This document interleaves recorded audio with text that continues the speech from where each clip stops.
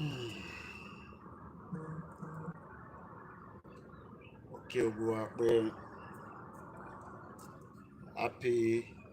happy new month, say. And as we continue our quest for self-determination, mo shout out sí gbogbo àwọn campaigners and gbogbo àwọn tí a jọ ń ṣiṣẹ́ pé kí ìran Yorùbá lè bọ́ nínú wàhálà tí a kóra wa sí. Mo kí wa pé ṣe dáadáa ni gbogbo wa wà. Lẹ́ǹkọ̀ọ̀kan báyìí máa kọ́ jókòó síta, wẹ́dà wa dẹ̀ ti ń da nísìn, spring ti ń bọ̀, gbogbo àwọn igi ti ń wò, kọ́lọ̀ ń jẹ́ kí èso rere wò nílẹ̀ Yorùbá. Mo kí prof. Adebanji Akintoye, mo kí yín dáadáa bàbá mi. Mo kí olóyè Ìgbòho ṣà.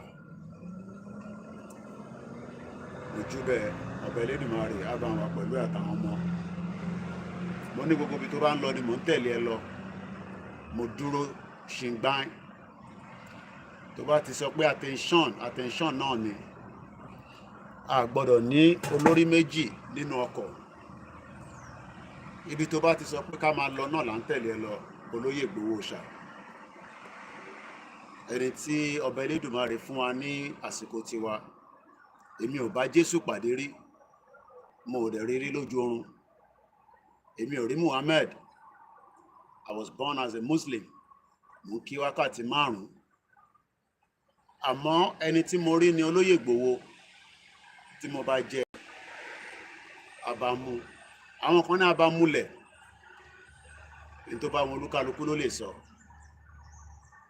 Àwọn kan náà bá Jésù jẹun nígbà ayé tiẹ̀, bẹ́ẹ̀ làwọn kan náà bá ànábì Muhammad sallallahu alayhi wa sallam. Wọ́n jọ jẹ nínú kòkó ọbẹ̀, wọ́n gbà fún délẹ̀. Ìyẹn la ṣe ní mùsùlùmí in billions, a ní kìrìsìtẹ́nì, àwa ní oríṣiríṣi ẹ̀sìn. Àmọ́ ní wákàtí tí àwa wà ní generation wa yìí, ẹnìkan péré tí àwa mọ̀ tí ọba Elédùmarè fún wa, tí a dẹ̀ olórí wa tí a mọ̀ sí prof. Adebanji Akintoye àti olóyè Ìgbòho. A gbà fún àwọn Afẹ́nifẹ́re náà, bẹ́ẹ̀ la gbà fún gbogbo àwọn bàbá tó ń bẹ nílé. Mo júbà gbogbo àwọn ọba ilẹ̀ Yorùbá. Ẹ má bínú pa lè ṣí fìlà, òtútù wà níta díẹ̀díẹ̀. A dúpẹ́ fọ́lọ́run. Mo kí gbogbo àwọn campaigners tó ń ṣiṣẹ́ pé kí ìran Yorùbá náà lè bọ́, kí ìran náà lè wà níwájú ilé ẹ̀ níjẹ̀bú Òde, tí àyè òní máa já pé ibi tó bá sọ̀rọ̀ sí, àwọn Fúlàní wọ́n máa ṣọṣẹ́ lẹ́yìn ilé, ọlọ́pàá máa ṣe tiẹ̀, ìjọba máa ṣe tiẹ̀. A lówó nílùú òyìnbó, bọ̀ a nífọ̀kànbalẹ̀. Ìyẹn ni àìtílera nínú Nàìjíríà. Mo dúpẹ́ lọ́wọ́ gbogbo platforms. Èmi kàn ṣe tèmi ni, ìwọ náà ṣe tọ̀dọ̀ tiẹ̀. Everybody has a role to play. Gbogbo àsìkò tí bá ní níwọ̀nba knowledge àti agbára tí Elédùmarè fún mi, gẹ́gẹ́ bí iṣẹ́ tí mo kọ́ àti èyí tí mo mọ̀, a fi máa ṣàlàyé nípa Yoruba Nation. Èní ni ọjọ́ kejì oṣù kẹrin ọdún 2024. Mo dúpẹ́ fún gbogbo àwọn ọmọ wa, mo dúpẹ́ fún àwọn ìyàwó mi, mo dúpẹ́ fún màmá tó bí mi. Torí pé tó bá sọ pé ká má ṣe ń tàn ṣe, probability wa pé mo ní ṣe. Kò sí abíamọ tí ọmọ a máa jáde lójoojúmọ́ bíi tirú wa báyìí, tí ọ̀pọ̀lọpọ̀ àwọn èèyàn ní máa pè lẹ́yìn pé in tọ́mọ yín ṣe yìí, ẹ ṣe pé torí pé in tó léwu ni. Àmọ́ mo dúpẹ́ pé mo ní support ìyá tó bí mi lọ́mọ. Mo wá dúpẹ́ fún àwọn tọ́lọ́run fi ṣèkẹ́ mi náà, tó ń tọ́jú mi dáadáa. Ẹ̀yin ìyá lálùbáríkà, ẹ̀yin bàbá dáadáa. A lè má communicate pẹ̀lú gbogbo yín látara pé ẹ fi bá wa sọ̀rọ̀. Àsìkò tá a bá ní náà la máa fi bára wa sọ̀rọ̀. Bọ̀ níwọ̀nba tí a bá fi ń bá yín sọ̀rọ̀ náà, màmá dúpẹ́ fún yín. Mo kí bàbá mi, bàbá àtà, bàbá dáadáa. Ẹ bá ń gbọ́ fídíò mi, kò ṣe pé ẹ fún mi lówó, ìfẹ́ tẹ́ ní sí wa torí pé àwọn ti ṣetán nílùú Amẹ́ríkà, wọ́n ti retire, wọ́n send picture wọn sí mi láti bí ọdún mẹ́ta náà ni mo ti mọ̀ wọ́n. Àmọ́ ilé ò ṣe lọ torí pé there is no home to go back. Kéèyàn ṣiṣẹ́ fún 35 years l'Amẹ́ríkà kó má lè relocate padà lọ sílé, ṣe rí pé wàhálà ti dé. Àwọn kan tẹ́ ní kí ni nǹkan ta fẹ́ nínú nǹkan tá à ń ṣe yìí. Ìdí mo fẹ́ náà ni pé irú ayé tá à ń gbé ní bíbáyìí, oríṣiríṣi mọ́tò ló ń lọ ló ń bọ̀. Líìsì ni ẹni tó bá lówó ló máa ra mọ́tò ẹ̀. Neighbor mi ṣẹ̀ jáde nísìnyí, ó má jẹ́ ẹ̀ lọ. Àwọn kan náà ló má já tí wọ́n lọ yẹn. Kò sẹ́nì kankan tó nírun lára tó bá ti commit crime tó dẹ̀ ti kọjá àyè ẹ̀. Truck ló ń lọ yẹn, bus ló ń lọ yẹn, bus tó máa ń gbé àwọn tó ní physical challenge òun ló ń lọ yẹn. Kò ń ṣe pé ó jù bẹ́ẹ̀ náà lọ. Ìta kan sọ ni pé àjọṣepọ̀ àwa àti Nàìjíríà kò sí nǹkan tẹ́ lè ṣe sí, kò sí gbìyànjú tí ẹnì kankan lè try tí irú àwọn bàbá Akintoye ò tí gbìyànjú ẹ̀ nígbà tó ń ṣe Second Republic. Kí ló wá ń fún wọn ní ẹ̀rí dájú pé ìwọ ló máa wá change system tí British create? Land Rover àbí Range Rover ní mọ́tò tí ilé ń wà yìí, Mercedes wà lẹ́yìn ẹ̀, bọ́ọ̀sì àdúgbò mi ló ń lọ yìí. Kò sí ọmọ onílẹ̀ kankan tó ń pariwo lójú títì, ìyá àdúgbò kan ló ń lọ yẹn. Àwọn gí ó ti ń so síta, ó ṣó pé weather wa ti ń change. Àwa náà ní pé máa múra dáadáa, táà ní máa wọ jacket. That's the kind of life tá kan fẹ́ fún yín. Bó bá wà nílùú yìí for the next 30 years, màá máa jẹ, màá máa mu. Kódà kò sígbà tí mo lè mu gàrí Ìjẹ̀bú. Tí bá fẹ́ gàrí, mo lè order láti Nàìjíríà kó wá bá mi ní bíbáyìí láì kúrò ní London, tó dẹ̀ máa fresh. Lóòótọ́ many Yoruba people ní agree pẹ̀lú nǹkan tá à ń sọ yìí. Ó wà difficult kẹ́ ní understanding ẹ̀ torí pé màá tún máa fresh pẹ̀lú. Bẹ́ẹ̀ ni nígbà tí mo ṣe program tán lóru àná, gàrí ẹ̀tẹ̀pà ni mo mu, mo ò fi ṣúgà sí torí fresh milk tí mo fi mú ó ti ní ṣúgà nínú, kò tún wá dáa kí n tún fi ṣúgà sí. Èmi ò ń fún mi mu gàrí, fresh milk àtẹ̀pà èyí tí mo jẹ nìyẹn tí mo fi lọ sùn. Gàrí ti wá di tá a lè jẹ látara pé à ń bẹ àwọn governors wa for the security. Tí bá ní security fund tó bá yẹ pé mi ló ń kó fún every month ní Ogun State, ní state tèmi ti wá, àbí ní Èkìtì, àbí ní Ọ̀yọ́, àbí ní gbogbo any other state nílẹ̀ Yorùbá, mo mọ tí mo lè fi ṣe láti lè fi ṣe ìdáàbò fáwọn ọmọ Yorùbá tó ń gbé níbẹ̀ àtàwọn ẹ̀yà tó kù. But àwa kọ́ la wà ní government, àìdẹ̀ tí ní government tiwa. A ṣe ń bẹ Ọlọ́run pé kí government wa kó tètè dé nígbà tá a bá ti ṣe official declaration. Kò tí ì sí declaration Yorùbá o. Àwọn tó ń jáde tán náà, àwọn ti declare tán campaign kiri. As far as I see them, tractor kan ló tún lọ yìí bí ó ti ṣe tán ní farm. Tractor lélẹ̀, mechanized farming là ń ṣe nílùú yìí. Àgbẹ̀ lọ́ba, tractor nìyẹn. Mo kàn lè show yín ní background mi ni. But unfortunately, for 63 years, wọ́n ti fi wá sínú wàhálà, wọ́n ti fi wá sínú ìdààmú, wọ́n ti fi wá sínú pé kó má bàa rí bá ṣe fẹ́ kó rí. Mo ń júbà àwọn ayé, mo júbà Mùsùlùmí, mo júbà Kristẹni, mo júbà iná lọ. But inta mama sọ kọ́bẹ̀ Elédùmarè. You okay? Kó jẹ́ kí, where are you going to be going? Which side are you going? Which area? You got your phone? All right. So I'm gonna play voice brother mi Jaya. Ó fi méjì kan ránṣẹ́ sí mi. So we start with that. bọ́jẹ́ kọ́kọ́ káńtẹ̀ yẹn tí bá lè túlù mọ́ lórí.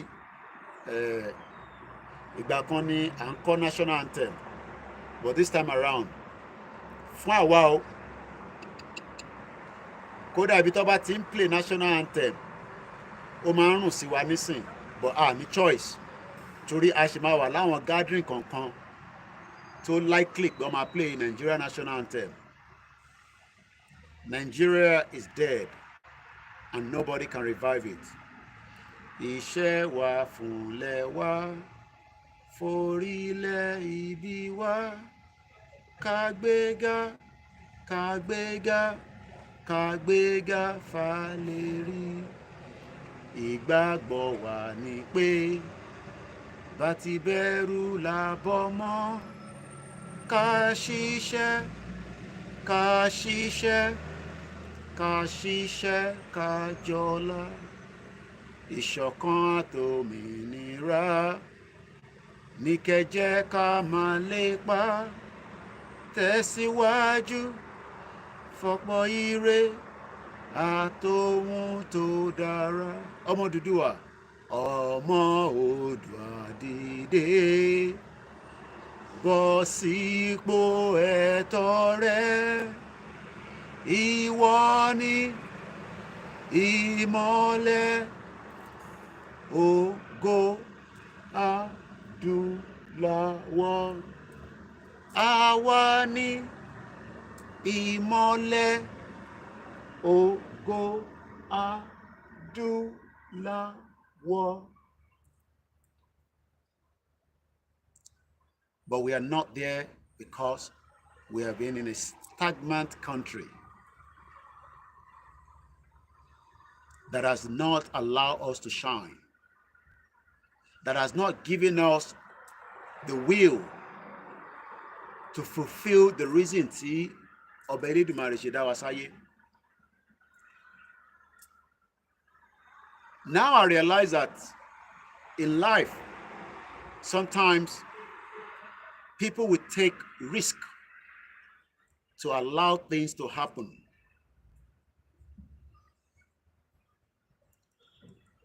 Mo sọ fún yín pé bíbá ni platform ti máa fún yín ní in tó ń lọ lágbàáyé. Mo ṣe rí news 29 people died in Istanbul. Kọ́lọ́n kó fọ̀run kẹ́wọn. The same Turkey, government Erdogan lost every position of their local government. Gbogbo local government wọn pátá election tó ṣe níjọ́ Sunday ní Turkey was a complete loss for the current party tó wà ní orí oyè. Màá ṣàlàyé fún yín bó ṣe ń work. Ṣé mọ̀ pé ní Nàìjíríà náà local government election ó ní time tó máa ń ṣe, ó dẹ̀ yàtọ̀ sí presidential àti governor. Ṣé mọ̀ reason tó ṣe rí bẹ́ẹ̀? Àwọn aráàlú ló dìde pé àwọn ò ṣe mọ́ pẹ̀lú party Erdogan, ìyẹn ní ẹ̀yin máa pè ní Turkey, but Turkiya ni wọ́n ń pè nísìn torí pé orúkọ yẹn ti change. This will be the kind of push tó máa wá sílẹ̀ Yorùbá ní àsìkò tó bá yá fún ọ̀rọ̀ campaign Yorùbá movement tá à ń ṣe lọ́wọ́lọ́wọ́ yìí. Aráàlú máa dìde àbèrè fẹ́tọ̀ wa. But ìdí táráàlú ò ti ṣe dìde nísìn ni pé wọ́n ṣì ń wo probability pé hope ṣì wà nínú Nàìjíríà. But ìtókọ̀ máa wá fáwọn ní concern, a lè blame àwọn tó wà nílé torí pé àwọn tí wọ́n accept pé kí Yorùbá kó dá dúró gẹ́gẹ́ bí orílẹ̀-èdè, wọ́n ti wà nínú ìṣẹ́, nínú ìyà, nínú kòsí, àìríjẹ, àìrímu, àìrílò for a very long time. Tó bá yẹ pé mọ̀mísì tèmi náà make a decision tó make ní 1990 tó kúrò ní Nàìjíríà, probability wà pé èmi náà ti wà nínú that same condition.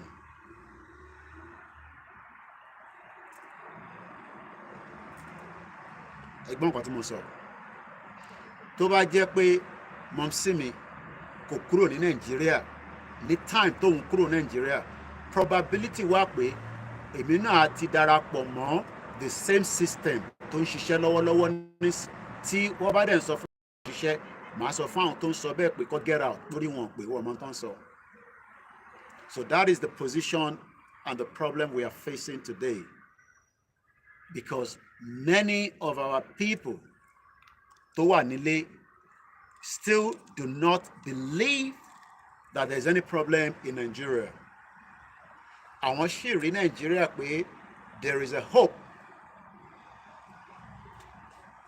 but hope yẹn gẹ́gẹ́ bí ìwé tá a ṣe ń kà lọ dead in 1960. Hope tí expectation yẹn lost or died just in the 60s. So majority àwọn tí wọ́n fàní àti jẹ nínú ìtọ́npè ní Western region tán ní opportunity láti lè rí ìwé díẹ̀ kà, àwọn ni the ruling class tí wọ́n control ilẹ̀ Yorùbá lénìí on our behalf inside the current Nigeria as it stands. But in táwa ń discuss,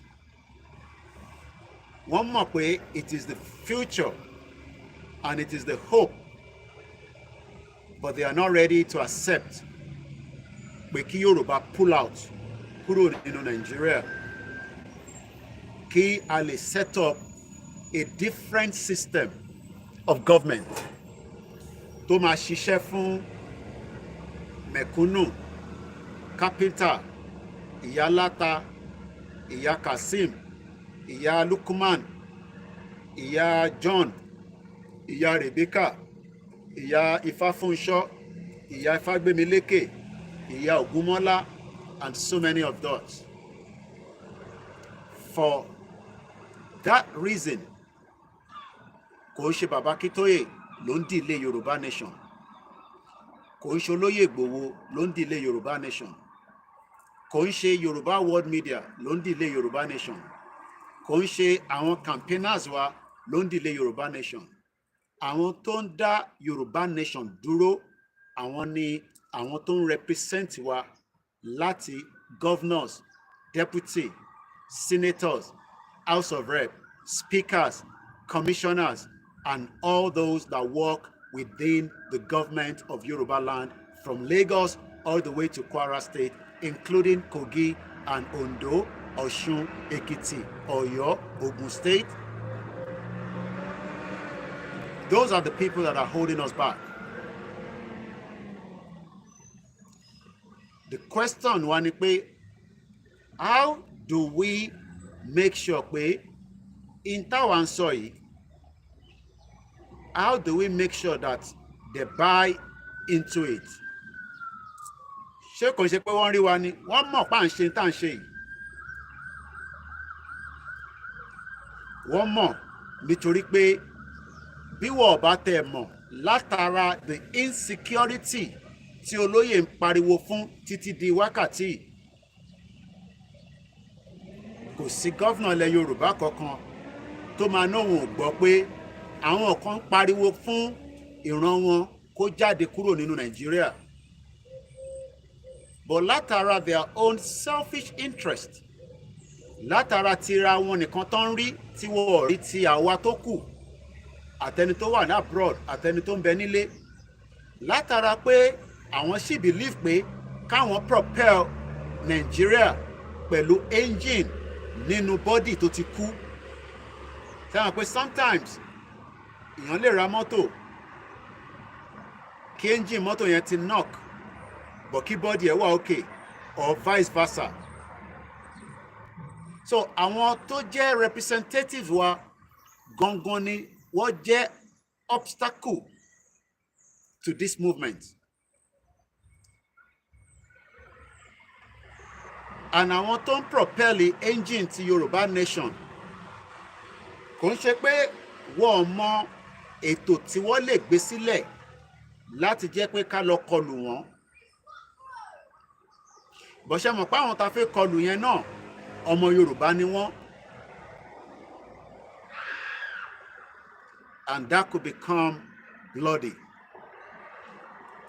Then àwọn tí a wá tó wá fẹ́ bá jà, àwọn tó wá ní more opportunity láti capture wa nígbà táwa bá ti bẹ̀rẹ̀ sí ń jà pẹ̀lú àwọn tí wọ́n jẹ́ representative wa.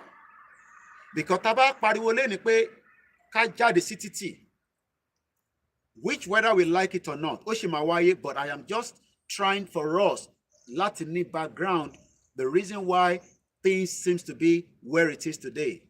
It has nothing to do with Tinubu as a whole now. I am talking about the governors, the politicians within the Southwest alone.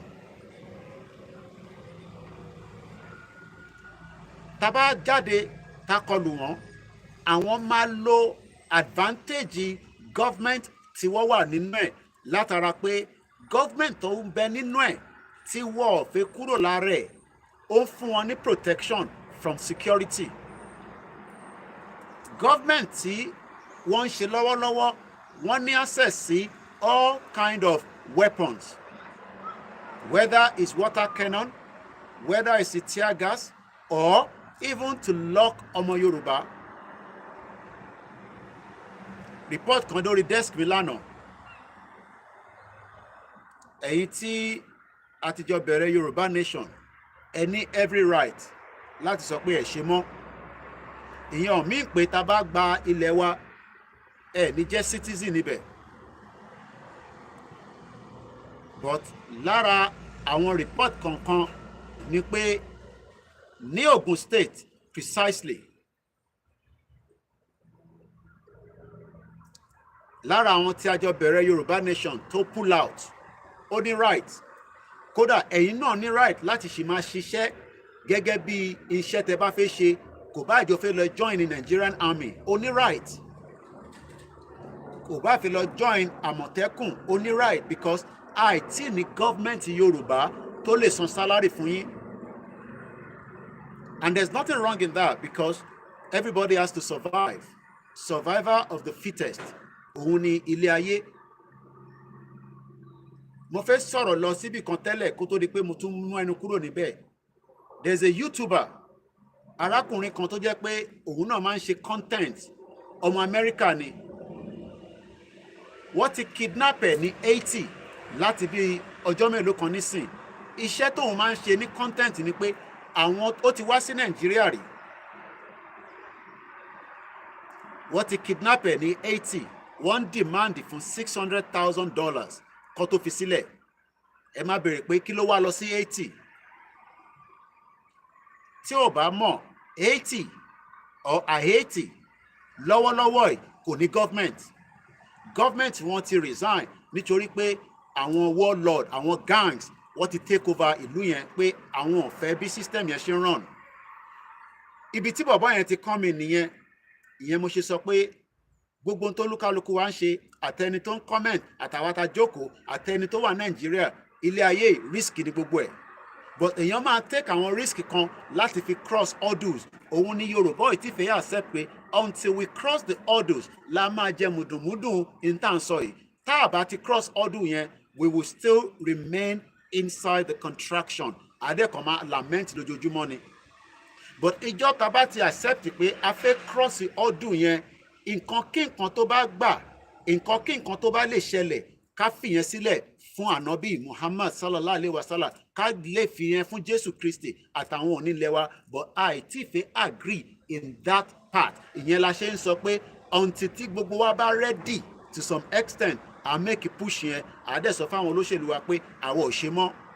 Torí òyìnbó kọ́ ló ní Nàìjíríà, UK kọ́ ló ní, àwọn náà rìn wá láti ta láti wá capture ẹ̀ ni. Amẹ́ríkà ò lè ṣe nǹkankan nígbà tá a bá jáde tán pa náà ṣe Nàìjíríà mọ́. The least tá a máa ṣe ni pé wọ́n máa padà pé gbogbo wa sí dialogue table pé ó dáa ìtorí pípa. Okay, update fún mi ní sí pé they have released him and he has paid 60,000. So that is the new update. So àwọn tó ń follow story bọ̀bọ̀ yẹn Idris. But ibi tí mo fẹ́ lò kankan kọ́ lọ́rọ̀ owó yẹn, òun máa ń lọ sí àwọn ìlú tó jẹ́ pé àwọn bíi gangs, àwọn bíi drugs, àwọn warlord ibẹ̀ lòun máa ń lọ. Nígbà tí mo wá ń wo fídíò ẹ̀ lọ́sàn-án yìí,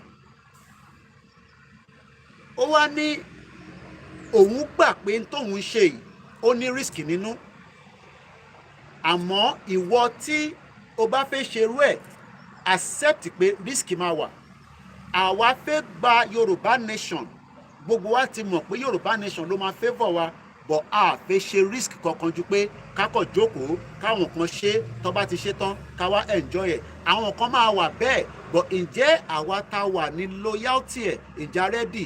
Ẹ̀yin tẹ́ wà ní Ogun State, ìwọ tó ní o lọ join ọlọ́pàá, o ní right láti join ọlọ́pàá Nàìjíríà, but mo bẹ̀ ẹ́, mo rọ̀ ẹ́, má wàá fi tiẹ̀ má fi kó bá àwọn ọmọ ọlọ́mọ tó ń lọ tó ń bọ̀ láti máa ṣe iṣẹ́ Yorùbá Nation, pé kó lọ dè wọ́n lọ́nà pẹ̀lú àwọn ọlọ́pàá, kẹ́ wá gbé wọn lọ sí police station, kẹ́ wá máa gba owó lọ́wọ́ wọn.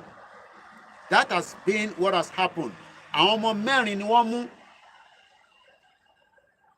lára àwọn ọmọ tó ń ṣe Yorùbá Nation, tó wá di pé wọ́n wá ń ṣe buy and selling pẹ̀lú ọlọ́pàá Nàìjíríà nínú Ogun State. Tọ́lọ́pàá wá ń sọ pé ó dìgbà tó bá sanwó díẹ̀ báyìí. Lóòótọ́ wọ́n ti sanwó yẹn, wọ́n ti gba àwọn ọmọ yẹn jáde, but ọ̀kadà ìkànnú wọn tó fi yáwó 150,000 ó wà níbi tó wà nísìn. Ṣé àwọn ọmọ yẹn wá dàbí terrorist lórílẹ̀‐èdè tí a pè ní Nàìjíríà tó ní òfin, tẹ wá ń take advantage? Ìyẹn mo ṣe sọ pé àìtí kọlura wa, a ṣì ń fi tọmọlúàbí ṣe ni, and we will make sure pé as much as a ní fi gbogbo ẹnu sọ̀rọ̀, nítorí pé àwọn àgbàlagbà ti pè wá lẹ́yìn pé ẹ̀yin tẹ́ bá máa ṣe, ẹ̀yin ṣàjẹ́ kó wà lábẹ́ ẹkùn yín, ẹ̀ ní láti announce yẹn lórí social media. In tẹ́mi máa ṣe, in ti máa sọ fún bàbá Akintoye àti Ìgbòho pé ká ṣe, èmi gbé sábẹ́ ẹkùn. Ó wà lára tí mo lọ sọ fún wọn nígbà tí mo lọ sílé. Nítorí pé whether we like it or not, ọ̀rọ̀ tá à ń fà yìí, táwọn olóṣèlú wa bá ń play politics pẹ̀lú ayé wa, tó fi pé kò sí kankan tá a lè ṣe. Àwọn làwọn wà níjọba, àwọn ní owó, àwọn ní military, àwọn ní security, àwọn ní ìbọn, àwọn ní bullet, àwọn ní water cannon, àwọn ní kódà tear gas. Ẹ jẹ́ kó máa rántí pé ìtàn nìyẹn náà, probability, mo kàn ń lo the word probability, pé ó ṣeé ṣe kó jẹ́ pé wọ́n máa lò fúnra wọn. Mo ní sọ jù bẹ́ẹ̀ lọ. Ọlọ́gbọ́n látún máa béèrè pé ọ̀rọ̀ tí mò ń sọ yẹn kí n ṣàlàyé ìdílẹ̀. Kò síbi tẹ́ ń kó sí tí kò sí lórí desk mi. Gbogbo ohun tó ń pè ní catchment ní gbogbo ilẹ̀ Yorùbá pátápátá ó wà lọ́wọ́ mi níbi tẹ́ tọ́jú ẹ̀ sí. But a sì ń ṣe tọmọlúàbí gẹ́gẹ́ bí ọ̀nà ta fi pé ó jẹ́ ká lè bára wa sọ̀rọ̀ sórí round table pé àná àṣe Nàìjíríà mọ́, kò ń ṣe tipá, kò ń ṣe tìjà. But ẹ̀ ń fi pé ṣe rántí pé mo sọ fún yín ní over a year ago, Dangote, you keep buying weapons fún Lagos State. Àmọ́ reason, Ọ̀tẹ́dọ́lá nígbà tí mo pariwo pé wọ́n ń bọ̀ wá bọ́ǹbù Lagos State, ó sáré fún wọn ní bíi $1 million kan àbí nǹkankan, mo mọ̀ èlò ló fún wọn bíi $1 billion pé kó fi kún security Lagos State, which is very very important, because agenda àwọn olórí burúkú terrorists ni pé wọ́n fẹ́ bọ́ǹbù Lagos State, but Ọlọ́run ò ní fún wọn ṣe. But one day will be one day. The slave will become the master, and the master will become the slave. One day. It might take some time. It might not be this year. It might not be next year. It might not be in the next 4 years. It will be subject to our Tawabasi. We will now become the master, and our olóṣèlú will become the slave, because aráàlú ló ń determine what they want. Kò ń ṣe olóṣèlú ló máa determine fún wa. And that has been what has happened in Turkey, Nijo Sunday. The government of the day lost all the mayor position, the local government, they lost it completely. Logbo news in Turkey. Erdogan lost completely.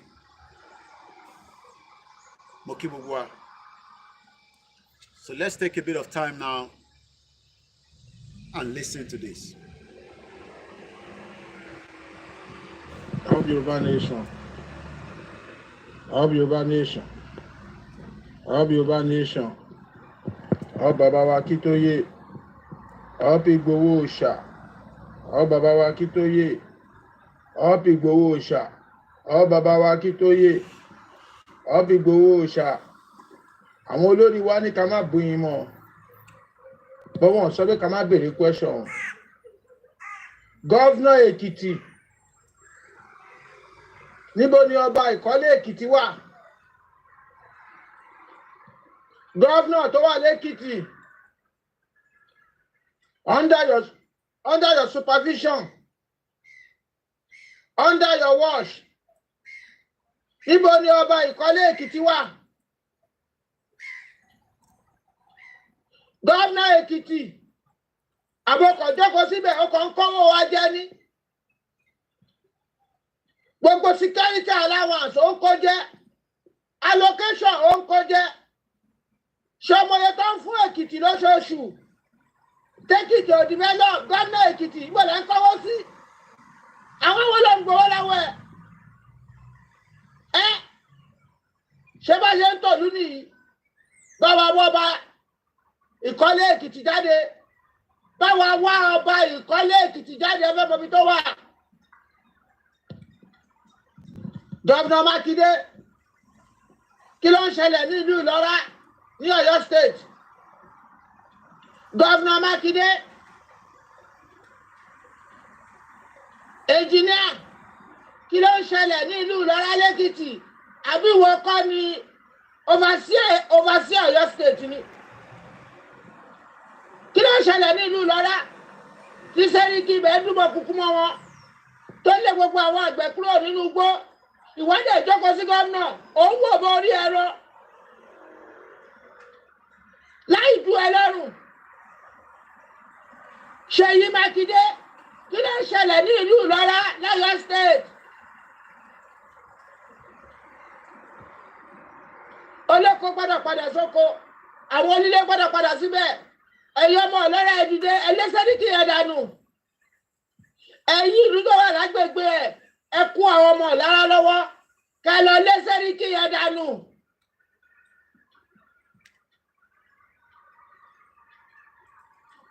Ṣé bá ṣe máa wo ni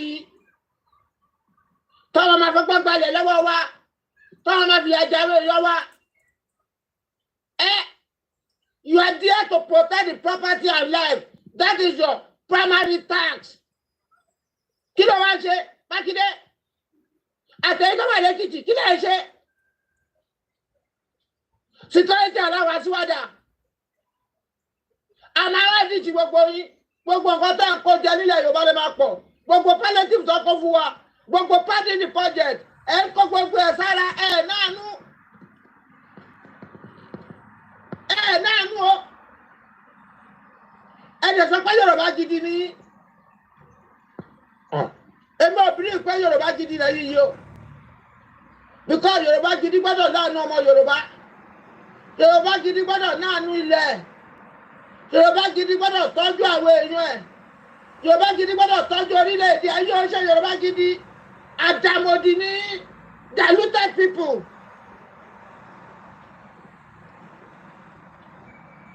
Ẹlẹ́sẹ̀ríkì ìlú Ìlọ́rà kúrò. Ojú lásán ò ṣe wèrè. Ẹ defend ara yìí. Báwo ló ṣe máa lé yín kúrò lù? Tí àjòjì kọ́ mọ́ máa halẹ̀ mọ́ yín. Tí gómìnà ò lè ṣe kankan. Gómìnà ò lè ṣe kankan. Ṣé gómìnà lẹ́yìn yìí?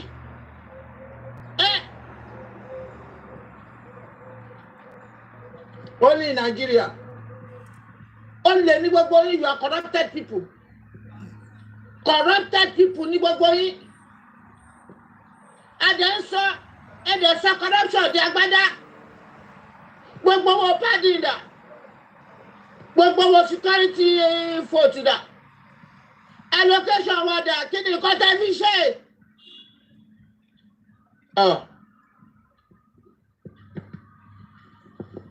Ẹ̀yin ará ìlú Ìlọ́rà ẹ dìde. ẹ lọ lé sẹ́ríkì yẹn dànù àfẹ́ gbọ́n pa sẹ́ríkì yẹn mọ́ ẹ̀yin ọmọ Yorùbá tó kù ẹ sọ́pọ́ọ̀tì wọn ẹ lọ lé sẹ́ríkì tó ń dún mọ̀ọ́rùn nílùú lọ́ra ẹ lọ lé dànù. Up Yoruba Nation, up Yoruba Nation, torí ẹ̀ láti fẹ́ gba Yoruba Nation ká lè nẹ́nu nílùú wa ká lè pàṣẹ ká lè sìkí àwọn èèyàn wa kí ìlú lè dùn kó lè tùbà kó lè túṣẹ́ kì í ṣe làálàá kókó ta kó sí yìí amalgamation ti expire. Nigeria is an illegal government ní Nigeria.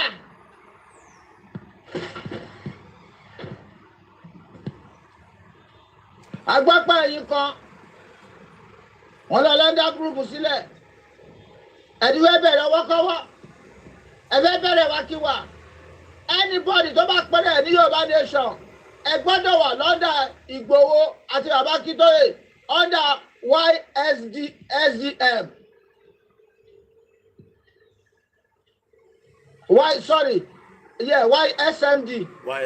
YSMD ẹ gbọ́dọ̀ wà lọ́ndà YSMD.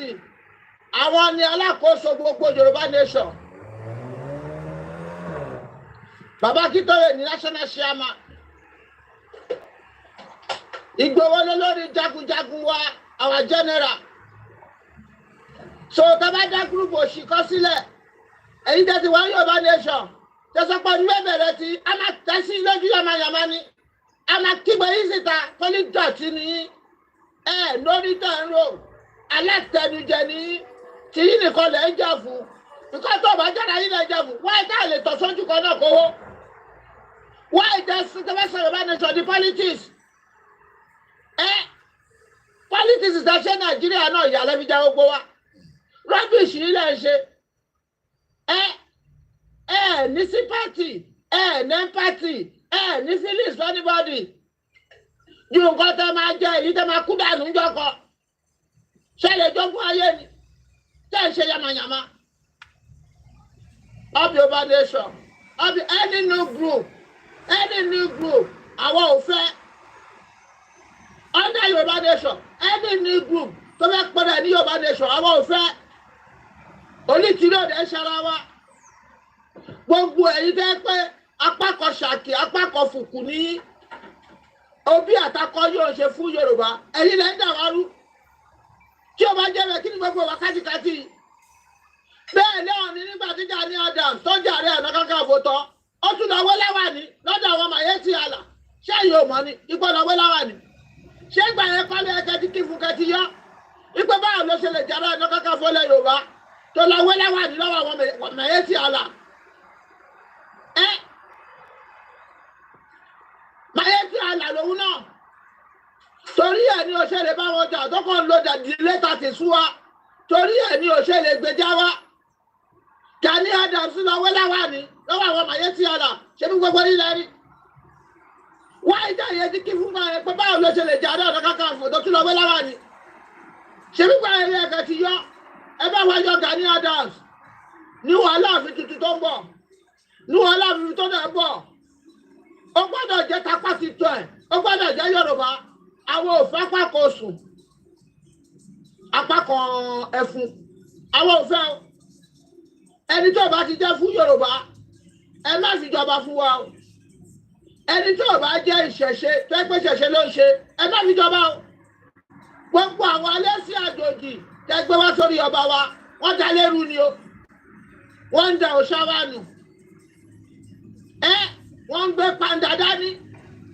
ń gbé pàǹdà dání wọ́n ń gbé ẹ̀sìn tó ẹ́pà àwọn òyìnbó lọ́kùnkù ẹ̀ ṣe bá ti sọ fún wa ń sìn Jésù èèyàn dúdú ni Muhammed èèyàn dúdú ni wọ́n ìjẹ́pà àwọn arábù ló ń pè mọ́ ẹ̀ wọ́n ìjẹ́pà àwọn òyìnbó ló ń pè mú Jésù wọ́n ìjẹ́pà àwọn arábù ló ń pè Muhammed èèyàn dúdú ni wọ́n ṣára wọ́n ṣèyàn fúnfún. Up Yoruba Nation ṣókí lọ́bẹ̀ oge ẹ bá wá ètò sí nǹkan tó ṣẹlẹ̀ nílùú Ìlọ́ra gọ́vnà ẹ̀yọ́ ọmọ Ìlọ́ra ẹ dìde gbogbo ẹ̀yin Yorùbá ẹ dìde agbọ́dọ̀ lẹ́sẹ̀ ní kí ẹ kúrò kí gọ́vnà Èkìtì kó bá àwọn ọba ìkọ́lé Èkìtì jáde Kò jù bẹ́ẹ̀ lọ. Thank you very much. Up Yoruba Nation. Up Igboho Òòṣà. Up Baba wa Akintoye. Up gbogbo agitator. Up gbogbo Yoruba lovers. Up Yoruba Nation lápapọ̀. Up gbogbo sọ̀rọ̀sọ̀rọ̀. We thank you all. Ẹ má sí mi wọ́tọ̀wọ́tọ̀. Ẹ jẹ́ kó ta sánsán. Ẹ fẹ́ kí more people máa sọ̀rọ̀. Yes, awareness wa tẹ́lẹ̀ padà. Ẹ jẹ́ ká padà máa ṣe. Awareness ò tí ì kárí o.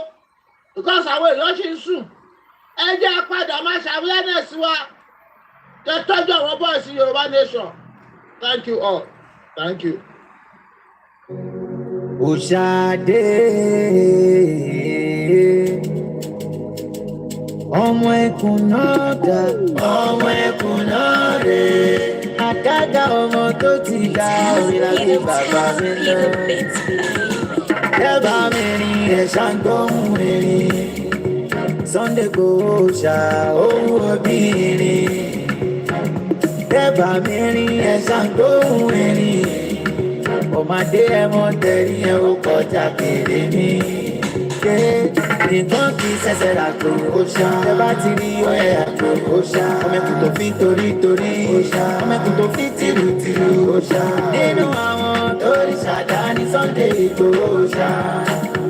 Akọni ọmọ is a legend of our time. Májà sọ́lá ìkópa jẹ́gun jẹ́rán. Apátápárá Òòṣà tó para ẹ̀ lájúbà.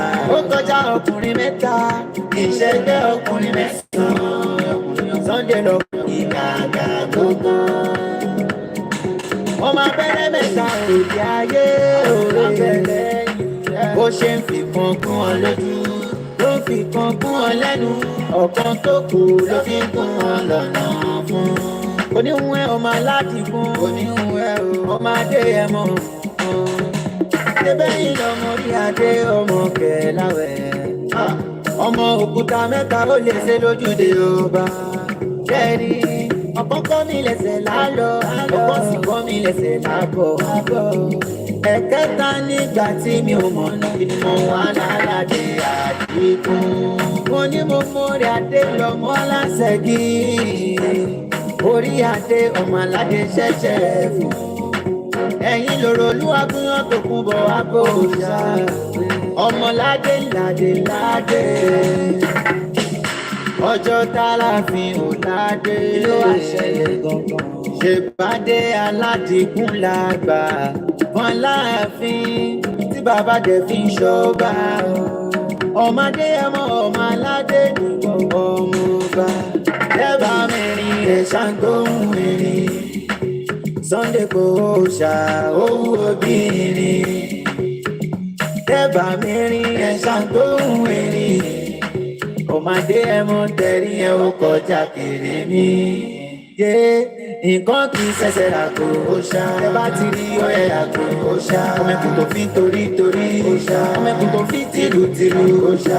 Nínú àwọn tó rí ṣàdá ní Sunday Igboho Òòṣà. Akọni ọmọ is a legend of our time. Jẹ́rìí kó lajú àsọ̀nà, ó kọ́ àlọ́gbọ́n.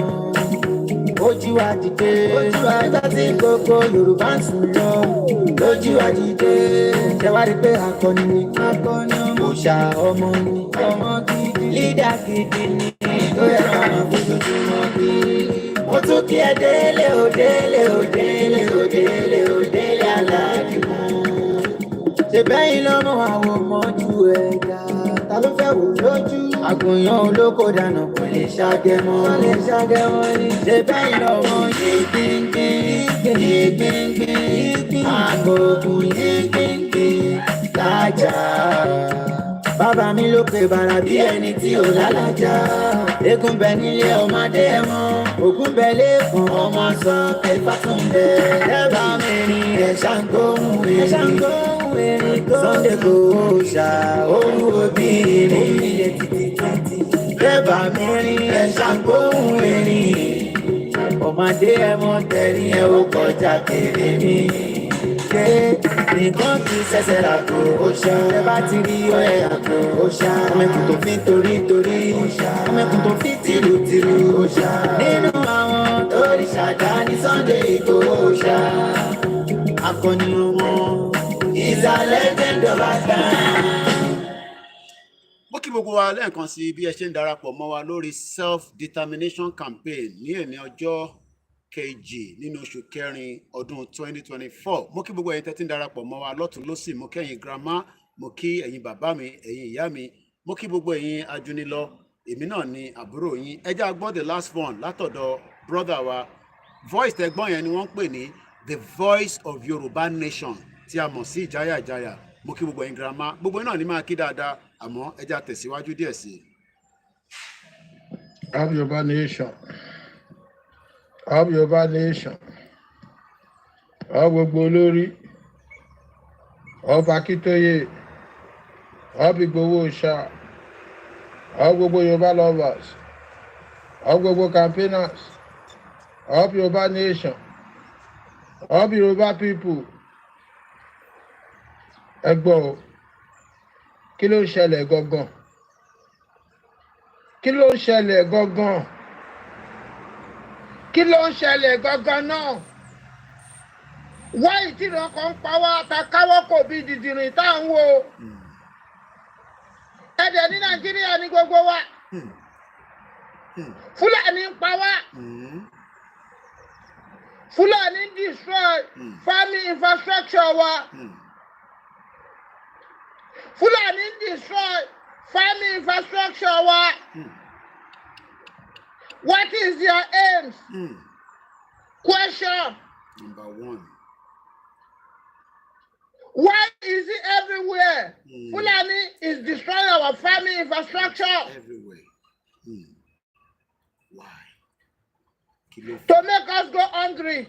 Kebile pa wá. To create food scarcity. Ká má bàa róúnjẹ jẹ. Yoruba, Edensu. Please wake up, Yoruba people.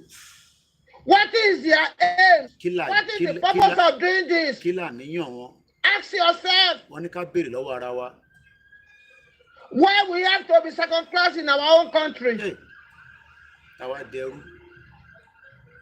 That totally demonstrates to you that Nigeria is a scam. Ìran kan pa wá. Ìran kan sùn. Kò dẹ̀ tí sí ẹni tí wọ́n mú. Bẹ́ẹ̀ni, tó ti mọ́lé. Tí justice dáhùn lórí ẹ̀. Kò ń ṣẹlẹ̀.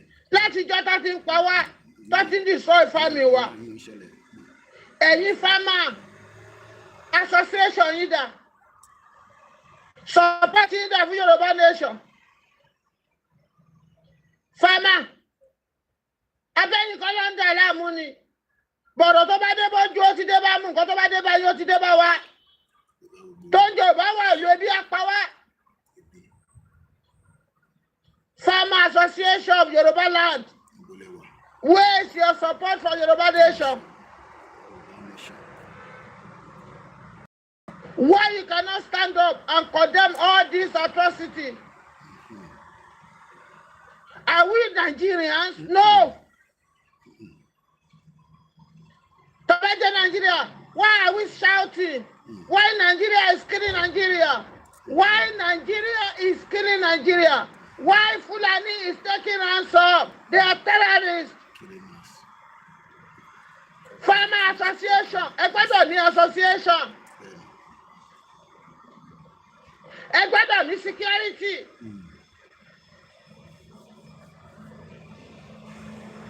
Toma Maja, on your own behalf. Egbeda declare support for Yoruba Nation.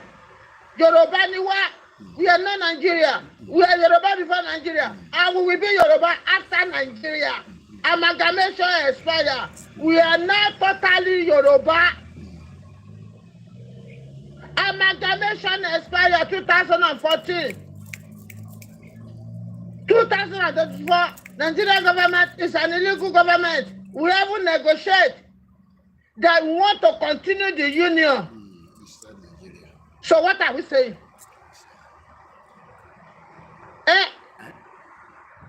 Babalawo Association of Yoruba Land, where's your support for Yoruba people?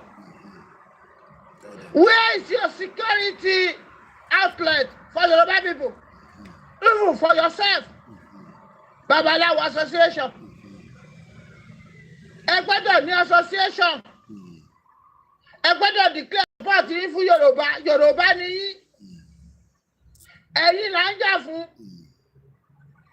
Yoruba people ní Yoruba Nation ń jà fún we are not fighting for ourselves ẹ̀yin Adáhunṣe association support yín dà support yín dà organization yín dà security tẹ́yìn náà nídà láti defend ara yín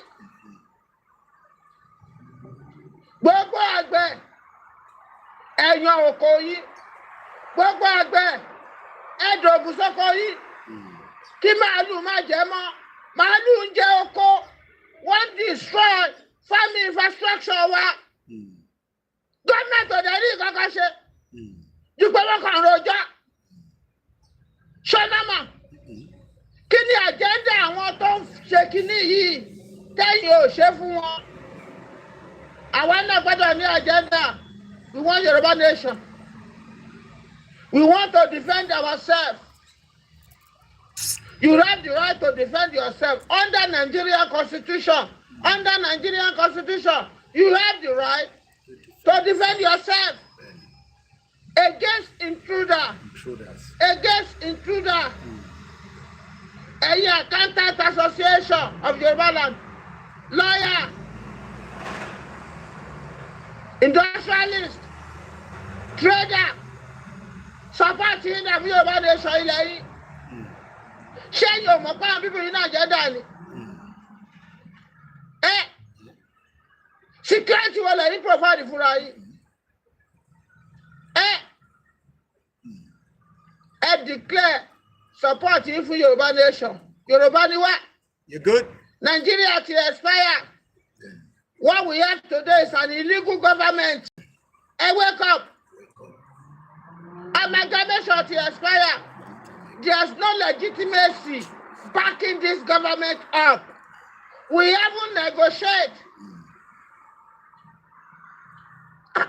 Ṣé gbogbo wa la máa já fọ́jú ni? Àbẹ́bí gbogbo wa la máa yá dídìrín. Yoruba, declare support yín fún Yoruba Nation. They are destroying our farming infrastructure. They are destroying our economic infrastructure. They are destroying our logistic infrastructure. Our cultural infrastructure. Our identity infrastructure. And we stand beside and look like idiots. And then what? What then the wẹ́rẹ́wẹ́rẹ́? Wọ́n lè gbẹ́lẹ̀ Yorùbá. Àpọ̀. Kì í ṣẹ̀rù wọn. Àtàrí àjànàkú ni kì í ṣẹ̀rù ọmọdé. Gbogbo stéètì márùn-ún tí Yíbò ní. 5 states tí Yíbò ní kò tayọ.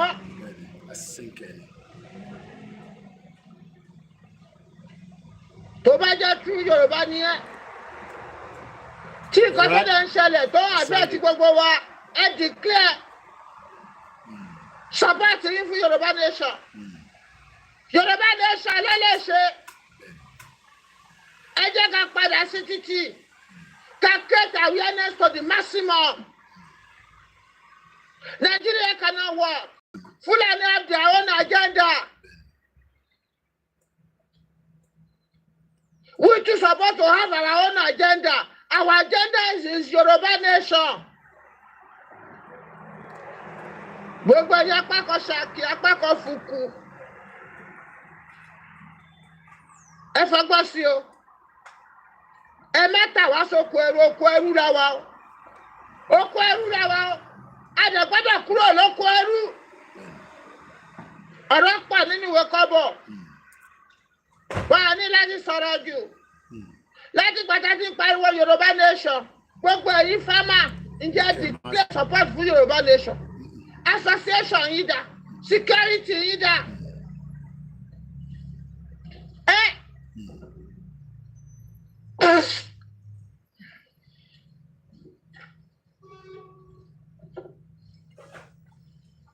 Àbí kí là ń sọ? Ẹ̀yin afá ńkọ́? ọmọ Yorùbá support leader fún Yorùbá Nation Christian ńkọ́ support leader fún Yorùbá Nation ẹ̀yin oníṣẹ̀ṣe ńkọ́ support leader fún Yorùbá Nation nílẹ̀ Yorùbá a gbọ́dọ̀ ní agenda Fúlàní ní agenda Nàìjíríà dẹ̀ ti expire kí là ń ṣe ń bẹ́ẹ̀ kò yẹ yín ní ìlú tó ti ń pa wá ìlú tó rú ti ń mú wá ìlú tí yà ti ń jẹ wá ìlú tá a rówó hospital sọ tá a rówó school sọ ṣèlú nìyẹn ṣèlú nìyẹn ṣèlú nìyẹn ẹ̀dẹ̀ náà yọ ọmọ aládé oko ẹrú lọmọ aládé wọ ẹ jẹ́ ká wake up ẹ jẹ́ ká wake up ẹ jẹ́ ká dìde fún security ilẹ̀ Yorùbá ẹ jẹ́ ká dìde láti gbalẹ̀ Yorùbá Nàìjíríà ti kú láti 2014 100 years gone. why tẹ́ fi jẹ́ ká bẹ̀rẹ̀ ẹ̀ why tẹ́ fi òkú ẹ̀ ráre we are not Nigeria we are Yorubas we are not Nigeria we are Yorubas and we want Yoruba Nation ẹgbàá lè bá wọn ara bí gbé wèrè ni wọ́n olórí burúkú ni Fúlàní olóṣì ni wọ́n tí Jésù máa fi dé lè change mindset wọn why tá ń wárí ara wa why tá ń wárí ara wa wàhálà yìí làwọn bàbá ṣe kú grandfather the same thing great grandfather the same thing àwọn náà tún wà lẹ́nu ẹ̀ lè jẹ́ ká finish ẹ̀ ká pín kí wàhálà yìí má sí mọ́ pínpín ní solution sọ̀rọ̀ yìí we cannot live together we cannot live with animals.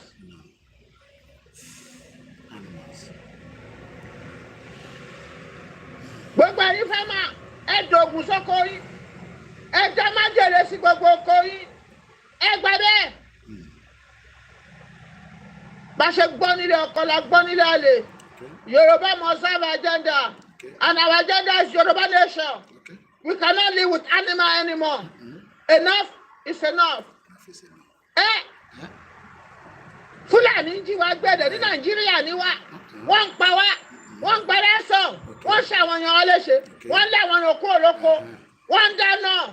A lè rí lóru. A lè rí lọ́sàn. Ẹ̀dẹ̀ can continue with nonsense. No.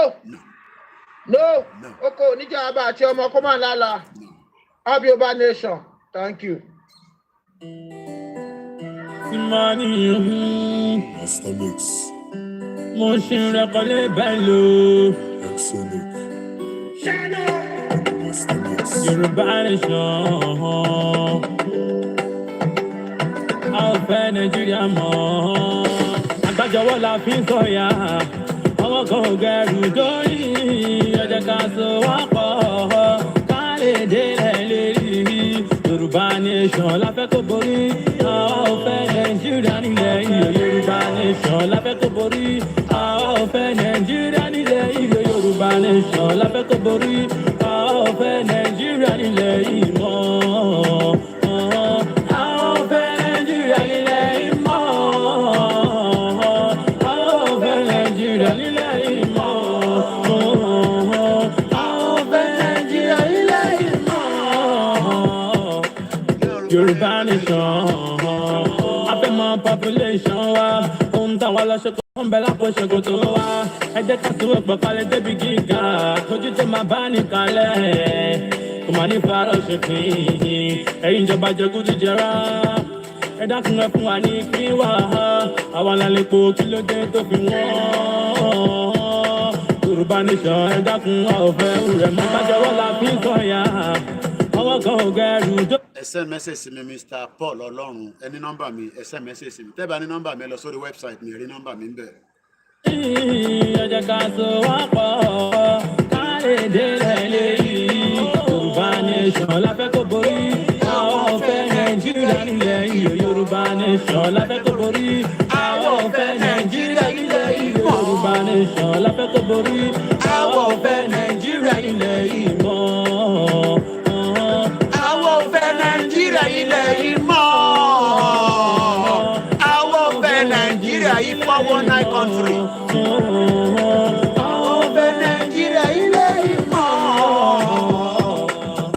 balade lade, come to our rest to kawana le daye. Koriko edide, yeruya edide, eyin obawa money pay edide.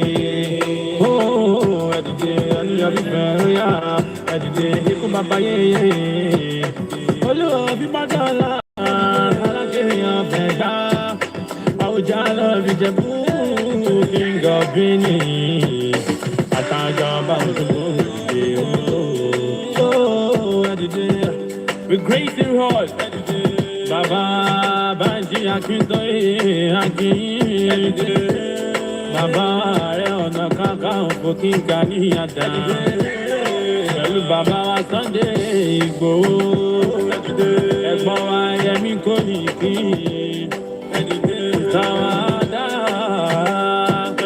supported by Abe 50 pounds. Napashe 1. Ọmọ ya ni mo ṣe àjínà. Àmọ̀tẹ́kùn 1.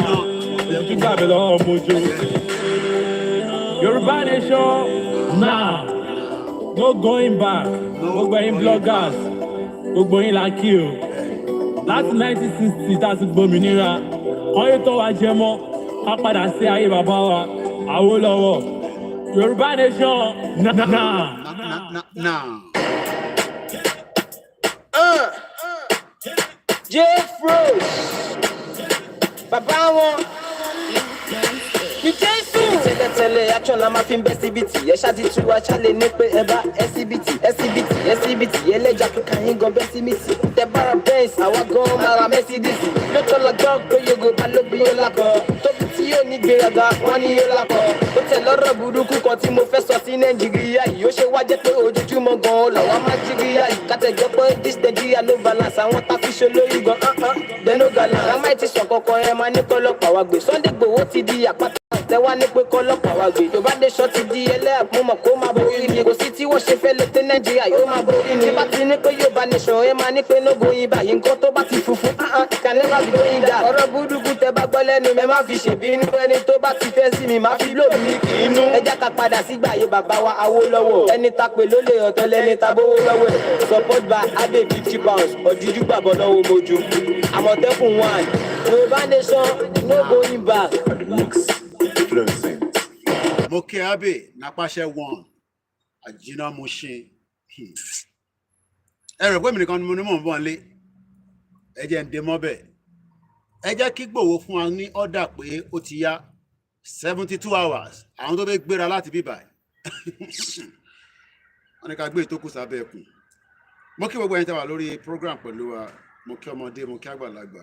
Mo kí wa pé a kú bó ṣe ń lọ.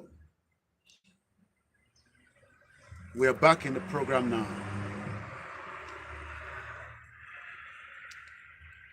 Mo kí gbogbo àwọn media as well that are working tirelessly. The Yoruba people at home are tired, but they are confused.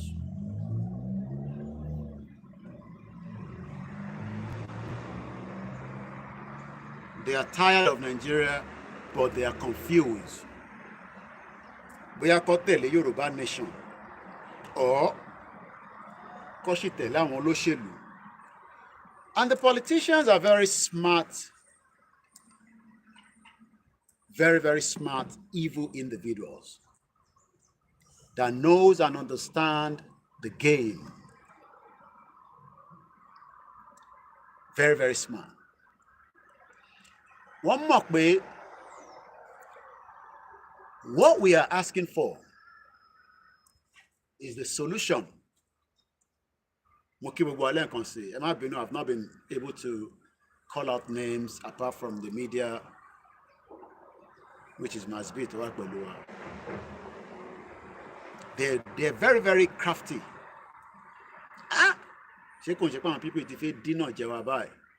Everybody will still be doing very well. Okay. But the only difference is that system of government today will be dissolved. Ferry program me, it takes time for me to, I have like multiple things laid down. Interview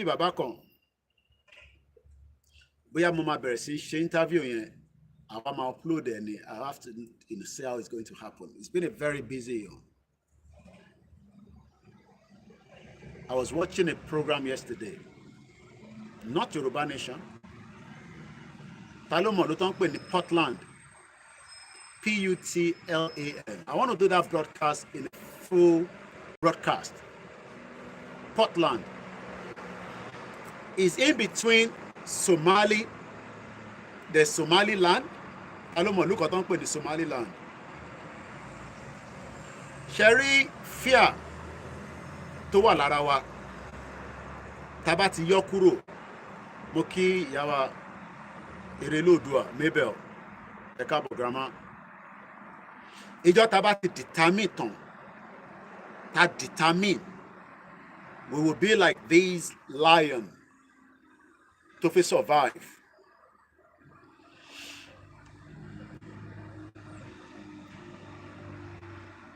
There was a video posted, I believe, on Twitter, Nimotiri, which is X. Lion here, what he àwọn lion ẹgbẹ́ ló attack ẹ̀.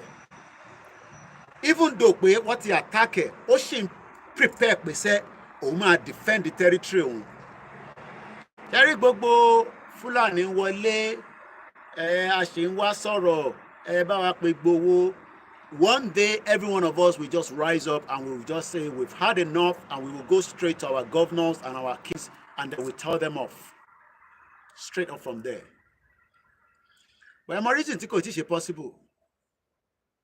They are also running spiritual attack on us. Jerry Boban politicians were, and we're not low spiritual attack. Pé intan sọ pé fi wáyé yẹn kó má wáyé, kí èdè àìyedè náà máa wà láàrin àwa náà. It's a spiritual attack. These politicians have money. I am not here to advertise my religion, which is my traditional religion. Tí bá pè babaláwo mi nísìn, automatically mo gbọ́dọ̀ ní owó tó máa fi ṣe ètùtù lẹ́sẹ̀kẹsẹ̀, which is what a lot of us don't have. But the politicians have that kind of money to spend on a daily basis láti máa make sure pé wọ́n ń rán àṣàṣì sí gbogbo wa, kò ní mú wa. And that is why we've not woken up millions of people at home. Spiritual fight nìkan tó kù tá ń jà nísìn.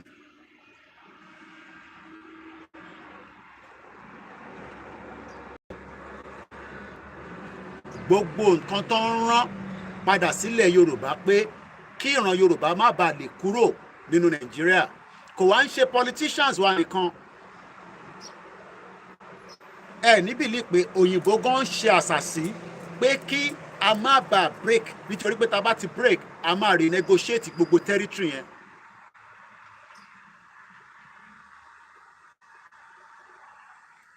Ìyẹn la ṣe ń bẹ̀ yín Kristẹni wa, ẹ̀yin olè ẹ̀sìn Mùsùlùmí, gbogbo ìgbà tẹ́ bá ń fi àdúrà,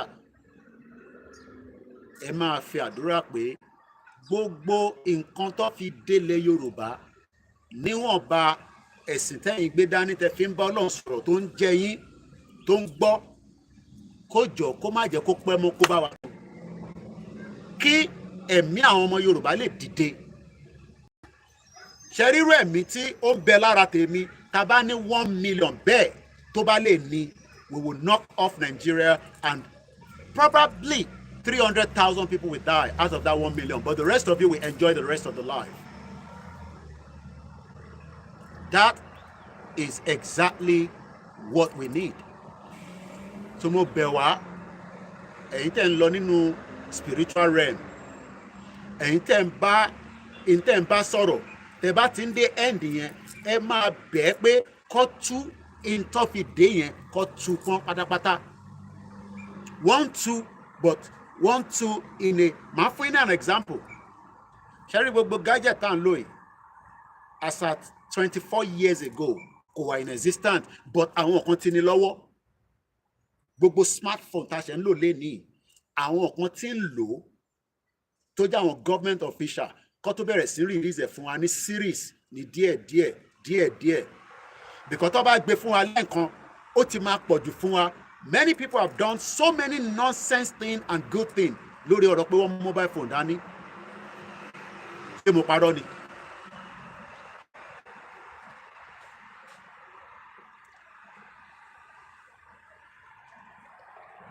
Mo ń béèrè ni o, ṣé mo parọ́? Ṣé rí technology tá à ń lò yìí, tech tá à ń lò yìí, wọ́n fún wa díẹ̀díẹ̀ ni o. Tó bá gbélé wa lọ́wọ́ tán délẹ̀, it will run mad. And I'm talking now from the spiritual realm. Tó bá gbé gbogbo technology yẹn lé wa lọ́wọ́ tán, ṣé mọ̀ pé lẹ́nìí, how many people saw the news in Finland today? Mo fẹ́ wò bí àwọn èèyàn mọ tó ń lọ lágbàáyé. You know there's a lot happening in Nigeria itself. That is why you need this platform to tell you what is going on. But follow platform yìí dáadáa délẹ̀. Kò ń ṣọ̀rọ̀ pé mo ní kẹ́ fún mi lówó nísìnyí. You are not following it.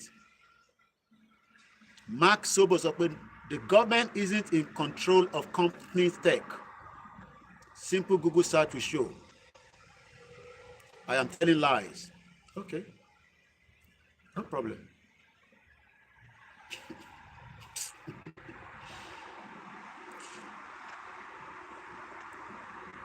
No problem.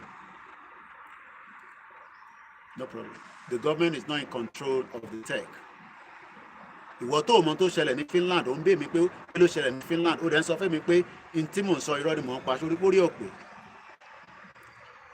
So it shows ibi tí wọ́n bá mọ̀ dé, ibẹ̀ ní tẹlomi ti bẹ̀rẹ̀. Many of you think that this tech, Kolema, you know, we have a lot of people that thinks that you are sitting in a platform. You think I just come here and talk. A 12 years old killed people in Finland. Only about school. A 12 years old.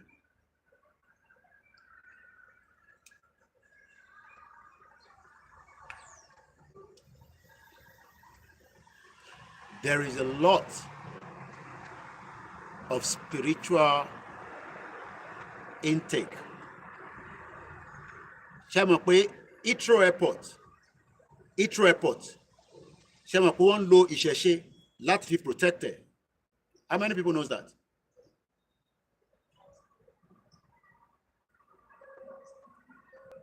Heathrow Airport, wọ́n ń lo ìṣẹ̀ṣe láti fi protect ẹ̀. Wọ́n lo ìṣẹ̀ṣe láti fi protect ẹ̀. Heathrow Airport.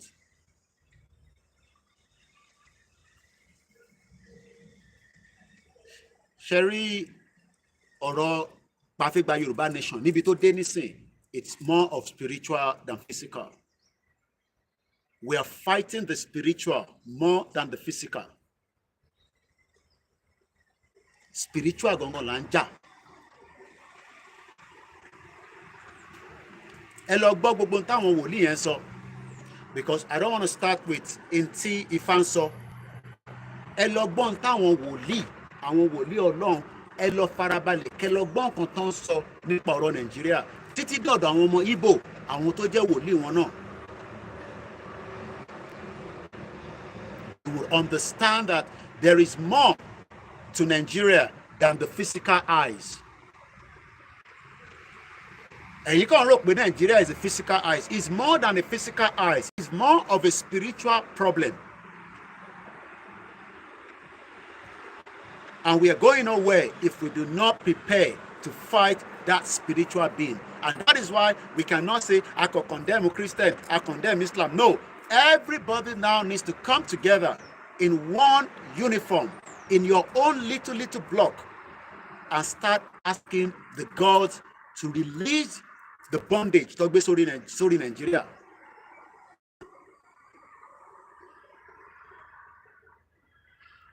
Ẹ jẹ́ kó máa díbọ́n, mo ti yọ wèrè ẹ̀ kúrò, because they cannot think. You think that smartphone just started by tech company? Who are tech company? Kò ṣe government ni tech company.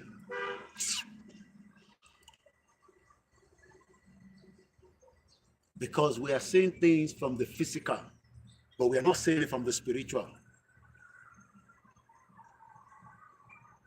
Tó bá mọ̀ pé irọ́ lọ̀rọ̀ Yorùbá Nation gẹ́gẹ́ bí Christian wọnú ẹ̀mí lọ fún 12 days, fún whatever days, fún 1 day, kó padà wá sínú comment section kó sọ pé Yorùbá ò ní kúrò. Tó bá sọ pé irọ́ ni Yorùbá Nation nínú Mùsùlùmí wọnú ilé alúà lọ fúnjọ́ méjì jọ́ mẹ́ta kó jáde padà kó wá sọ tí Ọlọ́run fi wọ̀n ẹ́. Tó bá sọ pé irọ́ là ń pa ní Yorùbá Nation lọ di Ifá kó béèrè pé kí ni Ifá sọ ní ọ̀rọ̀ Yorùbá Nation. Ẹ fi pé gbogbo àwọn bá wa ọmọ tá à ń sọ. They are just not ready to let us go.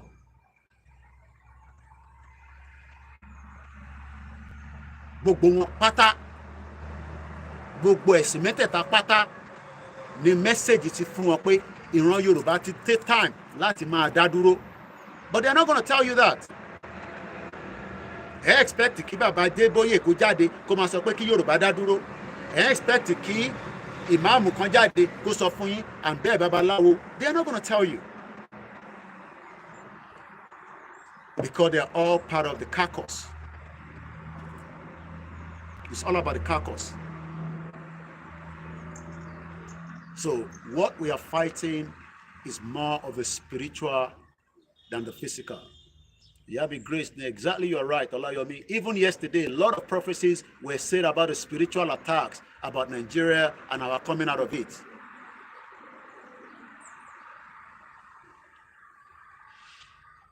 Ṣé mọ omi tó wà ní Àpápá yẹn, omi tẹ́ ń rí yẹn, omi tẹ́ ń rí yẹn, ìtàn wò látòkè nínú kí ló ń pè International Space Station, that's whatever tó wà lókè tó gbé sókè tó ń circulate gbogbo the part of the planet, the Earth. The International Space Station, ẹ̀mọ̀ tó ń pè ní International Space Station. How many people knows it? Because not everybody knows. Tó bá mọ̀ jẹ́ tètè béèrè ká lè ṣàlàyé fún ẹ dáadáa. Ṣùgbọ́n tó ń pè ní International Space Station tó wà ní òkè tó máa ń lọ round ní tiẹ̀ ní.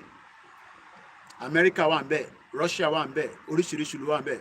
They spent 6 months, 8 months inside that shuttle and they're still developing it as it goes. Even pẹ̀lú bí ìjà ṣe wà nísàlẹ̀ tí America àti Russia ń jà, wọ́n sì jọ ń bára wọn ṣe lókè. Màá fi wọ̀nyí tí bá ṣe full broadcast nínú software. The International Space Station.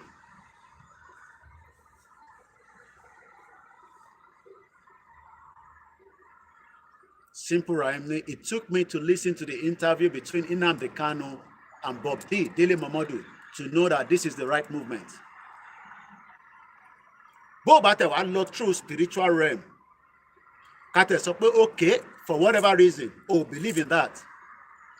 Ask yourself, Nigeria tí wọ́n rí ní ọmọdé èjì tiẹ̀ látijọ́ tó ti dáyé. And let me, ẹ má bínú, mo mọ̀ pé àwa kan wà nínú àwẹ̀, àwa kan dẹ̀ gbàwẹ̀, kò ṣe gbogbo èèyàn ló ń gbàwẹ̀. Táwọn kan ọmọ kékeré tó bá bí ṣe gbọ́, níjọ́ tí ọmọ yẹn bá ti mọ̀ pé nǹkan tó ara òun le gẹ́gẹ́ bí ọkùnrin, that in tó jẹ́ bí spiritual kìíní ẹ̀, ó ti wà ní another world. Àwọn ọmọ wa tọ́ṣẹ̀ bí, àwọn ọmọ kéékèèké yẹn, kí ló dé táwọn ìyá wa ṣe máa ń dress níwájú wọn? Because they cannot see anything. But ìjọ tí conscious mind ẹ̀ bá ti sọ pé ìgbà tí a ìgbé síwájú yìí, nǹkan báyìí ni, in tó wà nísàlẹ̀ nǹkan báyìí ni, that means they've become another person entirely. We are dealing with a lot of things in that shithole country to are beyond brain in your gongo self.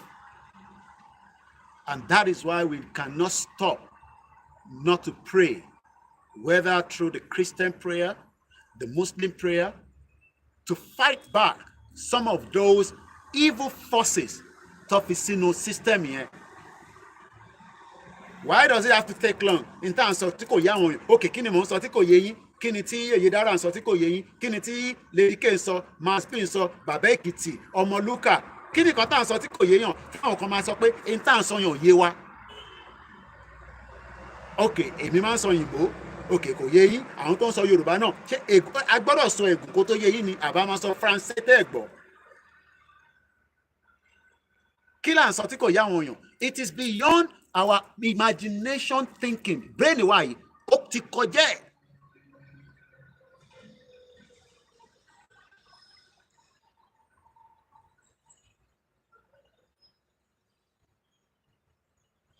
Ẹ lọ program tí mo ṣe lóru, nígbà tẹ́yìn sùn, èmi ṣe program lọ́ntẹ̀mí.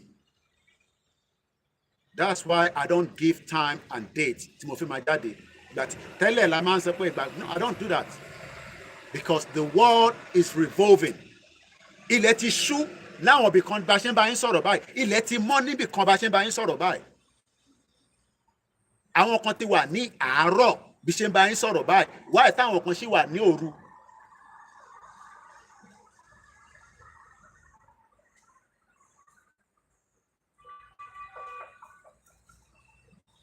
You're back. How are you?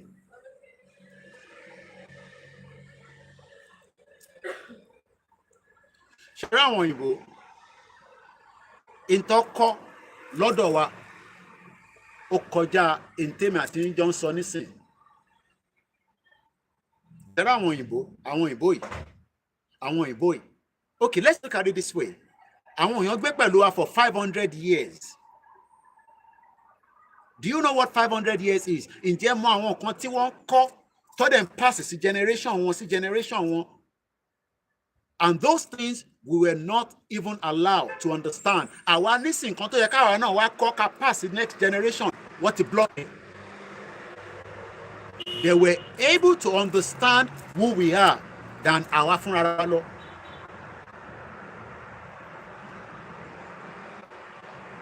Ẹ jẹ́ kí n tún mú ilé wá jáde. Ìbírọ́ là ń pa. Kí ló dé tí ìgbà tó fẹ́ sin Queen ìyá King Charles? Ṣé kí ló dé tó ṣe fẹ́ràn dání? Kí ló dé tó mú ẹran dání? Ẹran. Kí ló ń fẹ́ràn ṣe? Ó wá jẹ́gẹ́ bí toy. Ó jẹ́gẹ́ bí toy tó ń gbé dání nígbà tó fẹ́ sìnkú. Kí lẹ rò pé fi ṣe? Wọ́n fi wá ṣe display kí gbogbo àgbáyé lè rí. Ètùtù ní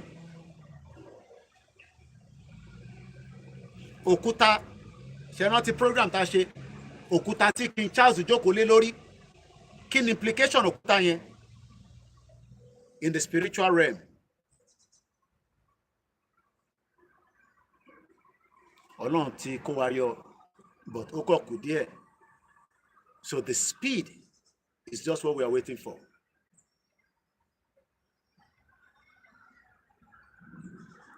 They've used our own tradition against us. In terms of nìyẹn. Everybody has their tradition, but àwọn kan lo tradition tiwa against tiwa. That is why people are not listening to what we are saying. Because in terms of kò gbọdọ̀ mú jáwọ́, kò gbọdọ̀ mú kankan wá. We are not Yoruba, we are not Nigerians. Kí ló láti jẹ́ problem nínú yẹn? Ìran Yorùbá ni wá. A fẹ́ padà sí territory wa. Ṣé English ló ní territory yẹn? Àwa la ní now. Àti ní understanding bí history yẹn ṣe wá. So why should we save that history?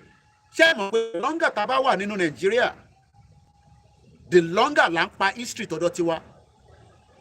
So why are we trying to keep their own tradition against our own when they've also used our own tradition to attack us back?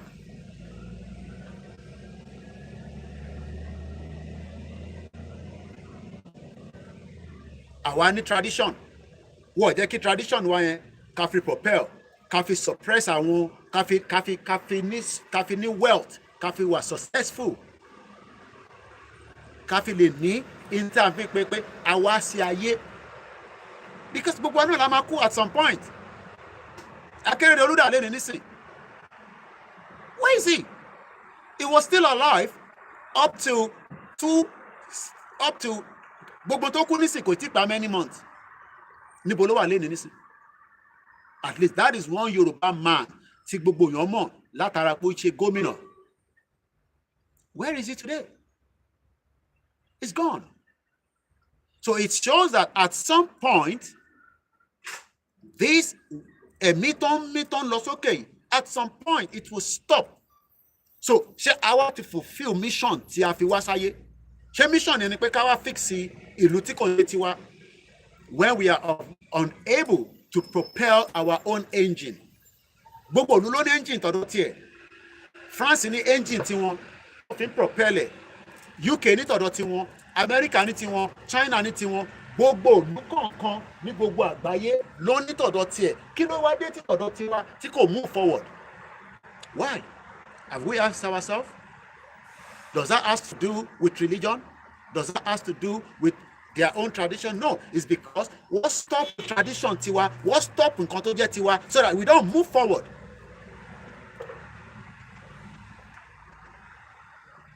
It has nothing to do with leadership. Ṣé àwọn ní leader ni? Ṣebí a ní prime minister ní bíbáyìí, wọ́n ní prime minister ní France, wọ́n ní president ní ìlú kan, but they are operating based on who they are. Báwo ni ìlú kan ṣe wà tí kò tó population state wa? Ẹ lọ program tí mo ṣe lóru àná, Lithuania.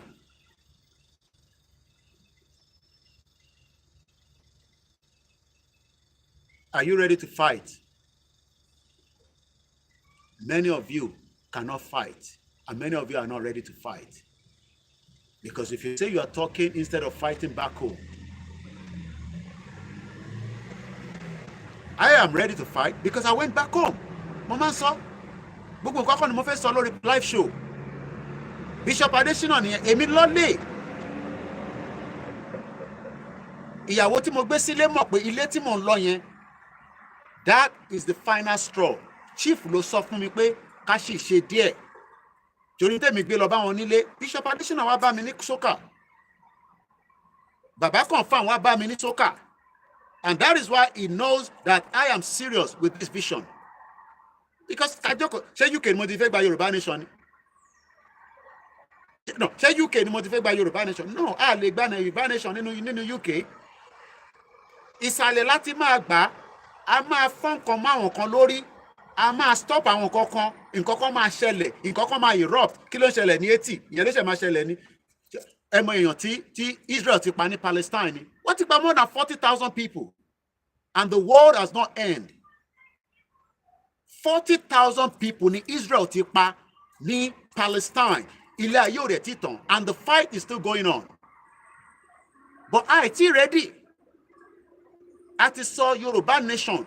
A ti sọ the drama. A ti sọ the nǹkan míì.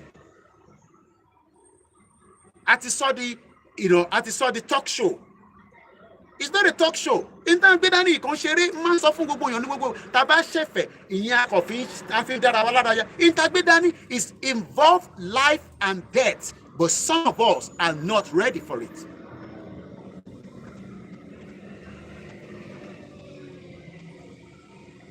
So why we are still where we are is because ìyẹn mo sọ pé wọ́n ṣe the spiritual side.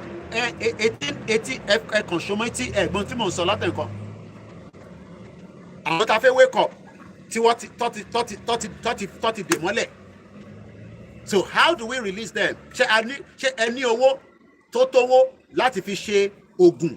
Kò ń ṣe oògùn pa fẹ́ fi defend ìjà tá a fẹ́ lọ jà láti fi wake àwọn èèyàn.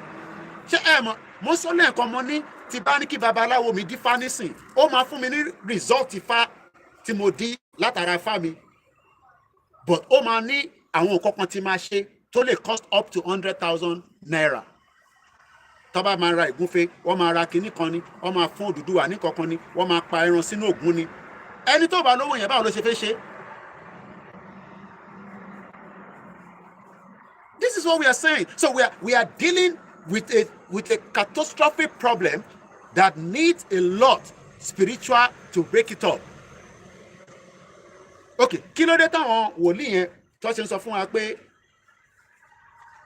ẹ̀jẹ̀ ti yọ lára flag Nàìjíríà? Ẹ lọ gbọ́n tí prophet Nasiru láì sọ. ó ní ẹ̀jẹ̀ ń yọ lára flag Nàìjíríà ó dẹ̀ sọ ìtumọ̀ ẹ̀ fún wa. But we have other individuals, groups of people táwọn náà fúnra wọn gan tí wọ́n ń ṣe oríṣiríṣi. Kò ń ṣe pé wọ́n sọ pé mi nígbà tí àwọn Senegal Lai Mohammed bàbá burúkú yẹn ó gbé orúkọ gbogbo wa lọ síbẹ̀ tó ń gbé Quran lé lórí. Wọ́n fídíò kọ̀ mí wo ni bó ṣe ń ṣe torí pé lára àwọn ọmọ tájọ́ ń ṣe Yorùbá Nation wà láàrin wọn. Do you know what it means? Pé kọ́ gbé ọ̀rọ̀ Yorùbá Nation kọ́ gbé lọ síbì kan kọ́ dẹ̀ ń ṣe oríṣiríṣi iṣẹ́ lé lórí. I don't think some of you understand what we are dealing with. Ẹ kàn rò pa sọ́ di talk show torí pé àwọn ẹ máa máa lóríṣiríṣi headline ẹ máa máa rí. No, ó jù bẹ́ẹ̀ lọ. Ọ̀rọ̀ Yorùbá Nation ó jù bẹ́ẹ̀ lọ.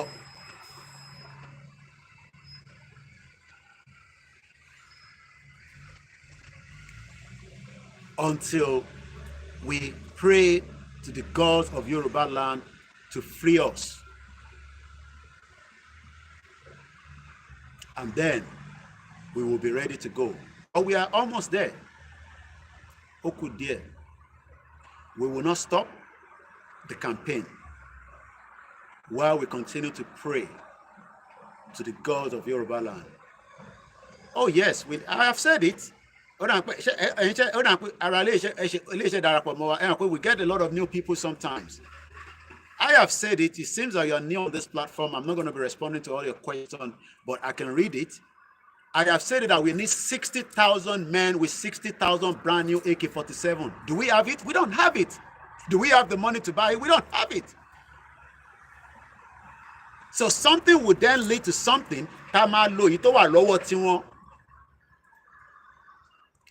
Èmi ti sọ èmi ò ní ìyẹn ṣe tí ọlọ́pàá máa wá bá mi nínú ilé. Mo ní I need 60,000 men, 60,000 brand new AK-47. Màá ní kí bàbá Akintoye àti Igboho kọ́ declare láàárọ̀ la. Èmi náà dẹ̀ wà nísàlẹ̀.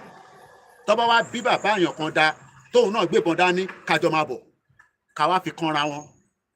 30 days ni ló máa fi train èèyàn láti lè lo ìbọn. 30 days. 1, 2, 3, 4, 5, 6. Within 30 days, la máa fi train àwọn èèyàn. 30 days. 30 days. How you doing? You're very good. 30 days. So as we are using the spiritual, we are using the physical to fight back. 60,000 guns. Tabani leni tí mo rí pé confirm tó dẹ̀ wà nílẹ̀ tí tẹ́ deliver fún mi tí mo rí níbi tó wà èmi gan ni máa wà nísàlẹ̀ máa gbà lọ́wọ́ yín. Màá dẹ̀ sọ fún bàbá Akintoye pé ká declare Yorùbá Nation láàárọ̀ la. I dẹ̀ fi defend ara wa. Bàbá ẹni tó bá wá bí da kó wá sọ pé òun lòun nílẹ̀ yẹn.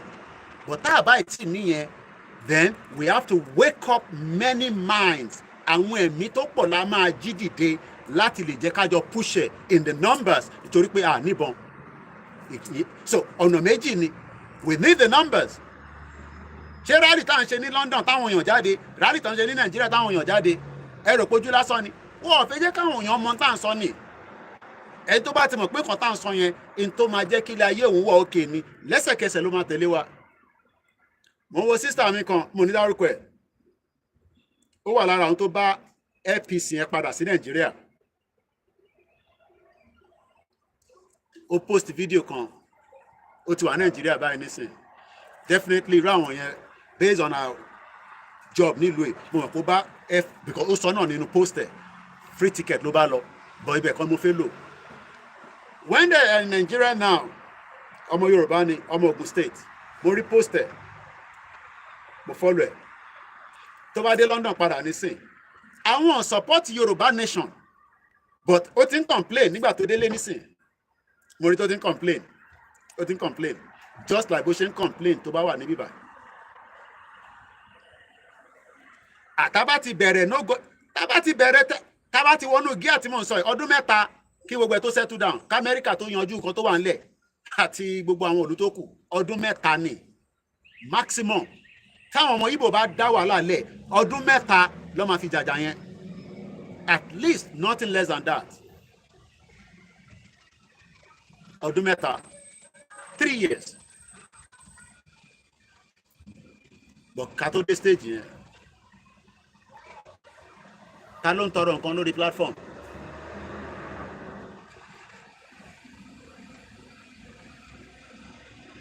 Ẹ jẹ́ àwọn ṣe yẹn débi báyìí o.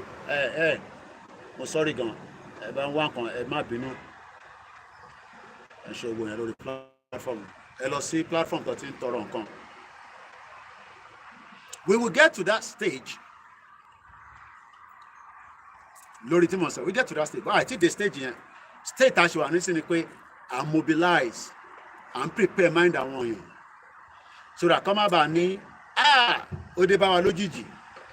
Torí nǹkan sọ ní 2023 accusation tó fún Rèmi ni pé wọ́n ní èmi ni mo fẹ́ kí Tinubu débẹ̀. Mo dẹ̀ dúpẹ́ fọ́lọ́run pé Tinubu ti débẹ̀ nísìn.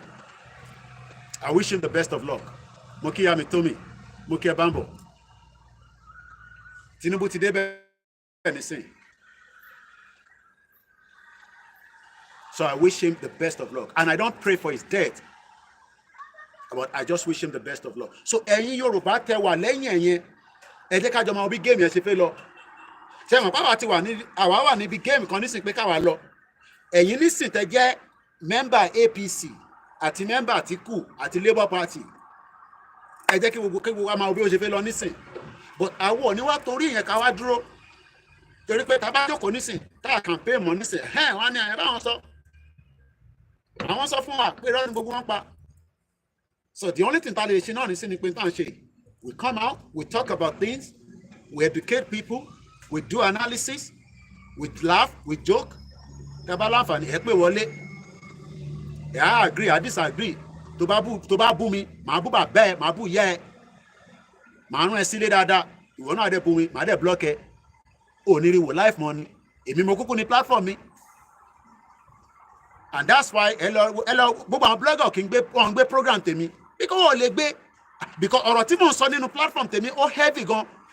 Kò sí nǹkan tí UK lè ṣe, àárín wọn lè ní gbé. I live with them here. I've lived here for 24 years. Mo mọ tó fi sọ, mo mọ ibi tí mo lè sọ̀rọ̀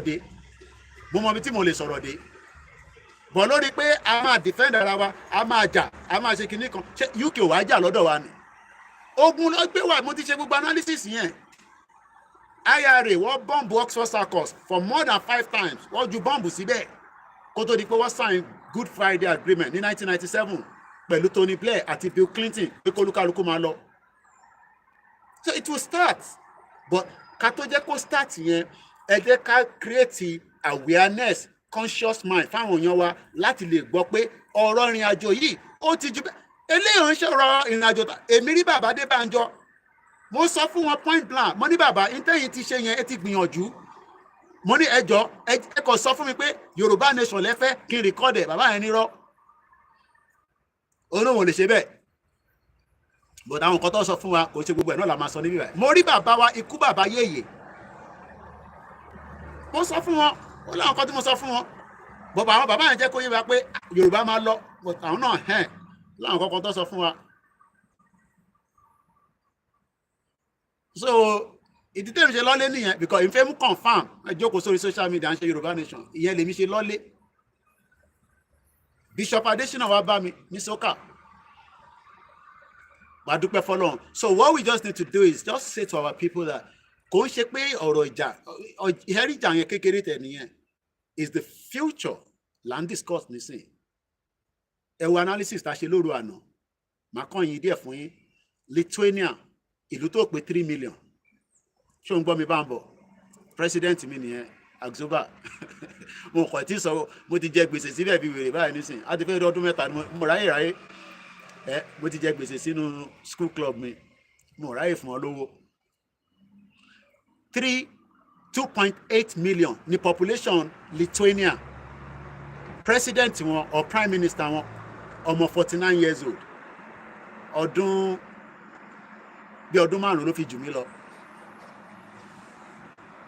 Lithuania, Ogun State, tèmi ti wá, tí bàbá mi tó sọrí mi kalẹ̀ sí, even though pé Lagos ló bí mi sí, is 6.3 million. GDP Lithuania is 72 billion ní 2022. Kí ni wọ́n tà? Kí ni wọ́n export? wọ́n ń ta refined epo tí Nàìjíríà ní tá a máa gbé láti Nàìjíríà àwọ̀ ọkọ̀ yẹn lọ sí Lithuania wá offload ẹ̀ wá refine ẹ̀ wá tà padà fún wa. That was what is giving them money. Furniture àti mọ́tò àtàwọn kan bẹ́ẹ̀ bẹ́ẹ̀ lọ.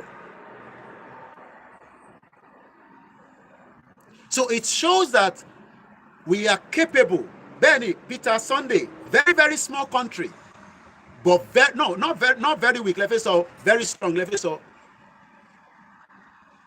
How can Lithuania, ìlú tó 3 million, tàbá jù sáàrin Lagos State, ó máa sink ni. So tàbá wá wò, ṣé láwọn tó ní brain, okay, kí ló dé tí refinery ti wọ̀ ṣiṣẹ́? It is part of the reason why pé wọ́n fẹ́ yẹ kó ṣiṣẹ́. Okay, tí Tinubu bá tẹ̀ láníyàn pé ó fẹ́ fix Nigeria, which is what he wants to do. Bóyá máa wá end up gbé lọ sí regional government, èmi ò mọ̀. Bóyá máa end up restructure in a way débi pé tó bá máa fi kúrò, agbára tí ó ń bọ̀ lọ́dọ̀ ẹlòmíì kò ní lè reverse. Ìyẹn ni concern àwa. Okay, tí Tinubu bá ṣe dáadáa tó gbé dán síbi tó yẹ kó lọ, ṣé màá ṣépè fún ni? Mo dẹ̀ ẹ́ bà burí, mo dẹ̀ ní láti mọ̀.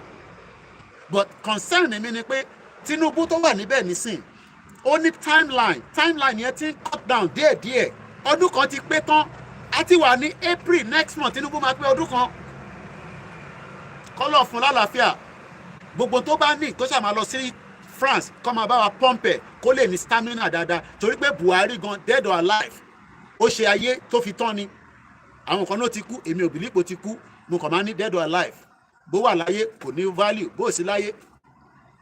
So what we are saying is that Tinubu nísìn, mo ti sọ fún àwọn tó mọ̀, ẹni kó pín military yẹn sọ́nà mẹ́ta, kó gbé díẹ̀ sí north, kó gbé díẹ̀ sílẹ̀ Yorùbá, kó gbé díẹ̀ láàrin middle belt, torí ó lè má fẹ́ gbé fáwọn ọmọ Igbo kó máa lọ fi bàjà. Sọ́dà tí pàó bá tẹ̀ ṣẹlẹ̀, àwa náà máa nìkan lọ́wọ́ láti fi jà. Torí argument táwọn kan sọ nìyẹn, irú àwọn Adéyínká grandson gbé Tinubu láti débẹ̀ láti lè take control, but wọ́n ò lè fi Tinubu jẹ life president, kò lè possible. Even nǹkan tá a bá padà sí parliamentary system, àwọn náà tiẹ̀ náà monitor Tinubu. Sọ́tànà Sokoto dẹ̀ rí yẹn. Ìyá mi Tèmídáyọ̀ sọ pé Luxembourg àti Lithuania are the only thousands of people as countries. Sọ́tànà Sokoto yẹn, agbára wà lọ́wọ́ ẹ̀, ó pọ̀ tó ṣe kékeré. So they are not, so the north right now, àwọn north, fóònù tí a fi ń ṣe Ọláyọmí Instagram yẹn, ó máa shut down. So ẹ máa ní láti switch on another platform, 13 stream. Okay, mo ṣe nínú ilé láti máa charge ẹ̀. Mo dẹ̀ ń gbádùn àtẹ́gùn tó ń ṣe sí mi lára díẹ̀ díẹ̀, tó ń jẹ́ ká máa fresh náà ni ẹ̀ta fi ń dán London boy. Oi! Ṣọ́ṣà ti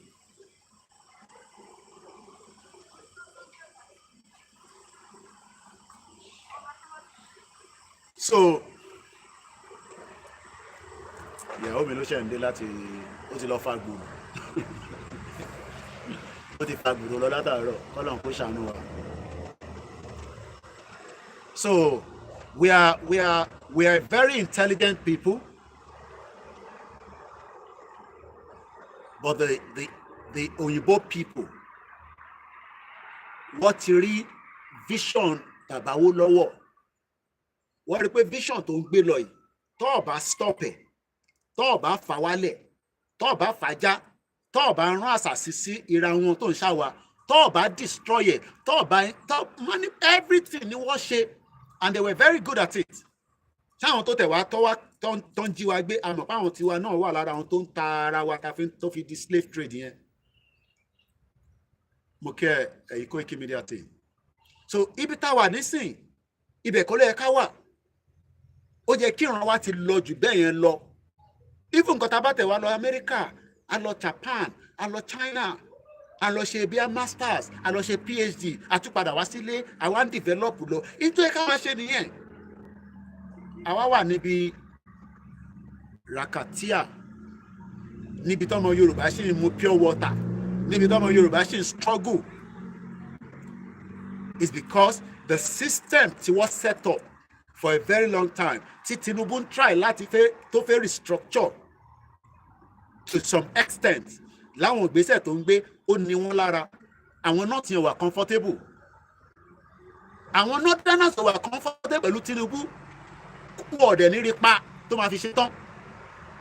But àwa tá wá fẹ́ Yorùbá nation, àwa ní káwa wá mú ẹsẹ̀ wá dúró.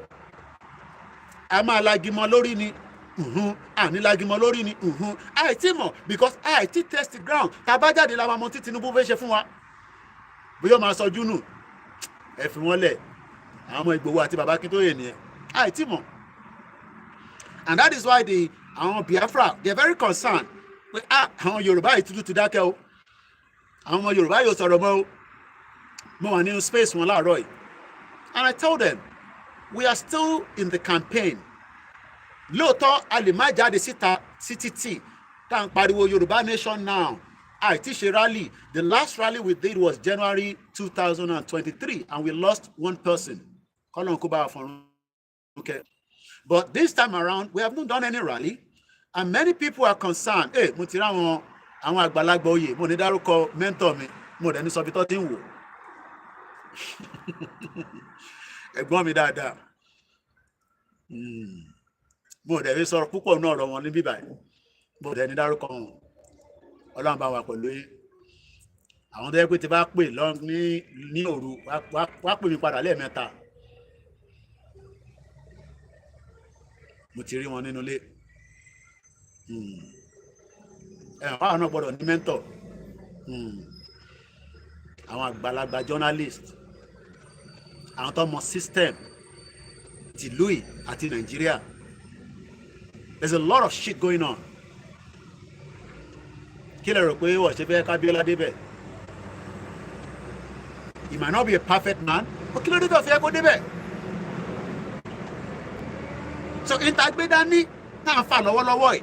Àwa máa fàdé lẹ̀. Ìtẹ́ bá máa ṣe lẹ́ máa ṣe. Ìtẹ́ bá máa ṣe lẹ́ máa ṣe. Mo sọ pé Amẹ́ríkà ò lè dá dúró. Kí ni Amẹ́ríkà ṣe ní ètì nísìn? Wọ́n padà kọ́ àwọn ọmọ wọn kúrò ń bẹ́ẹ̀ ni. Nígbà tí Niger sọ pé kí France máa lọ tọ́nà wọn lọ, wọ́n ní kọ́kọ́ disconnect inú iná.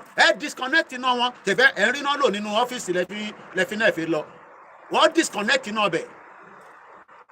But àwa Yorùbá ṣì ń fi sentiment. And for sentiment, and it's good because a nífẹ̀ẹ́ àwọn wa náà ni. So àwọn kan bá ní Koiki fẹ́ dá wàhálà sílẹ̀. Nígbà fún yín kìnnìkan ìwọ àti Ìgbòho àti bàbá Akintoye àtẹ̀yìn tó kù. Èmi tẹ̀ lọ́ máa ń fà jù. Mo ní okay. So the 2023 election was like a tug of war between us àtàwọn ọmọ APC. Because expectation wọn látara àwọn nǹkan tó gbọ́ tó lóye sọ nígbà kan, I don't have to repeat it here. Àtàwọn nǹkan tá ti sọ, wọ́n rò pé bóyá a máa kóbọn jáde, a máa bẹ̀rẹ̀ sí. Ẹ̀rí bó ṣe ṣẹlẹ̀. Ṣèbá àwọn tí wọn ló bẹ̀rẹ̀ sí destroy ballot box lọ́ba nǹkan jẹ́.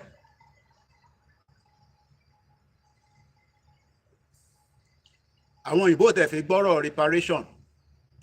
Tẹ̀ fi gbọ́n rárá. Church of England kan nísìn, wọ́n ní kó wá san £1 billion. Ó náà wọ́n lè san £1 billion. Ó ní kó kọ́kọ́ 100 million sílẹ̀ látara pé wọ́n wà lára àwọn tí wọ́n ra ẹrú.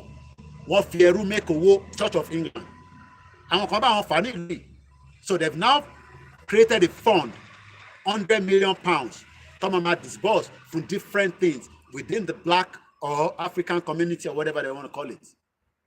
So there's an hidden agenda to keep the Yoruba people below par.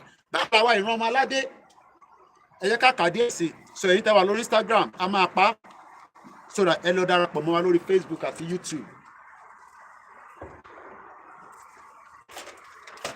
Ẹ jẹ́ ká tún kàdé sí. Ojoojúmọ́ là ń kà lecture ni. Bàbá Akintoye ló gbélé mi lọ́wọ́ pé kí n máa kà sí yín létí kẹ́ lè máa mọ̀ bí tá a wà tẹ́lẹ̀. Lóòótọ́ yes, wàá kọ́ síbẹ̀. At independent, Nigeria was a truly the economic giant. Kò sẹ́ni kankan tó lè dispute it.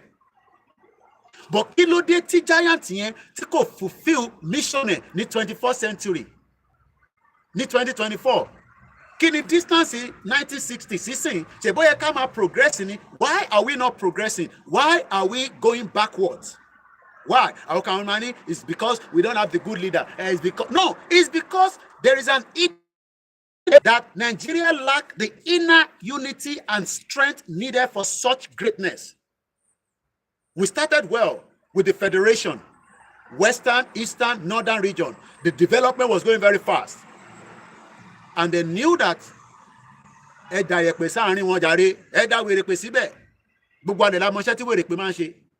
DJ Mind the Gap. Brother mi dáadáa ni. Tẹ́ bá fẹ́ ṣe ní DJ nílùú yìí ní UK. Number ó dẹ̀ máa ń lọ Europe bó ṣe wà yẹn. British passport wà lọ́wọ́ ẹ̀ ó máa ń travel kiri. Ó máa ń lọ Turkey, ó dẹ̀ máa ń lọ Ibiza. Ó yẹ pé mo ti fẹ́ polówó nísìnyí, my brother. One love, man. Ṣùgbọ́n èmi náà máa bẹ̀rẹ̀ exercise DJ Mind the Gap. Èmi náà láti máa ṣe exercise o. You can check him out on Instagram. He's a great guy. You know, these were the people that we were all working within the Nigerian 10 years. Ni mo fi ṣiṣẹ́ ní Nigerian community. I still have great friends among them, but in Tonshe, I am not doing anything in Nigeria anymore because it's a shithole country. Does not mean that I won't Tonshe, we will have bad relationship with them. Mo ṣe tó jẹ́ chairman Kanuk, ẹ̀gbọ́n mi 10 bullet point ló máa ń kọ láti ọtí mo ti mọ̀. Ayọ̀ Akínfẹ́, brilliant Yoruba. Tó bá jẹ́ pé Tinubu tó dé nísìn, tó bá lè implement 10 bullet points Ayọ̀ Akínfẹ́, Nigeria máa move síwájú a little bit there. A little bit ni mo ní púpọ̀ o. But wọ́n ò ní lò òun ni the current chairman Central Association of Nigerians in UK. The last time I met him was when Lagos State had their event in London. Because Mom Simi wà lára àwọn Lagos State member.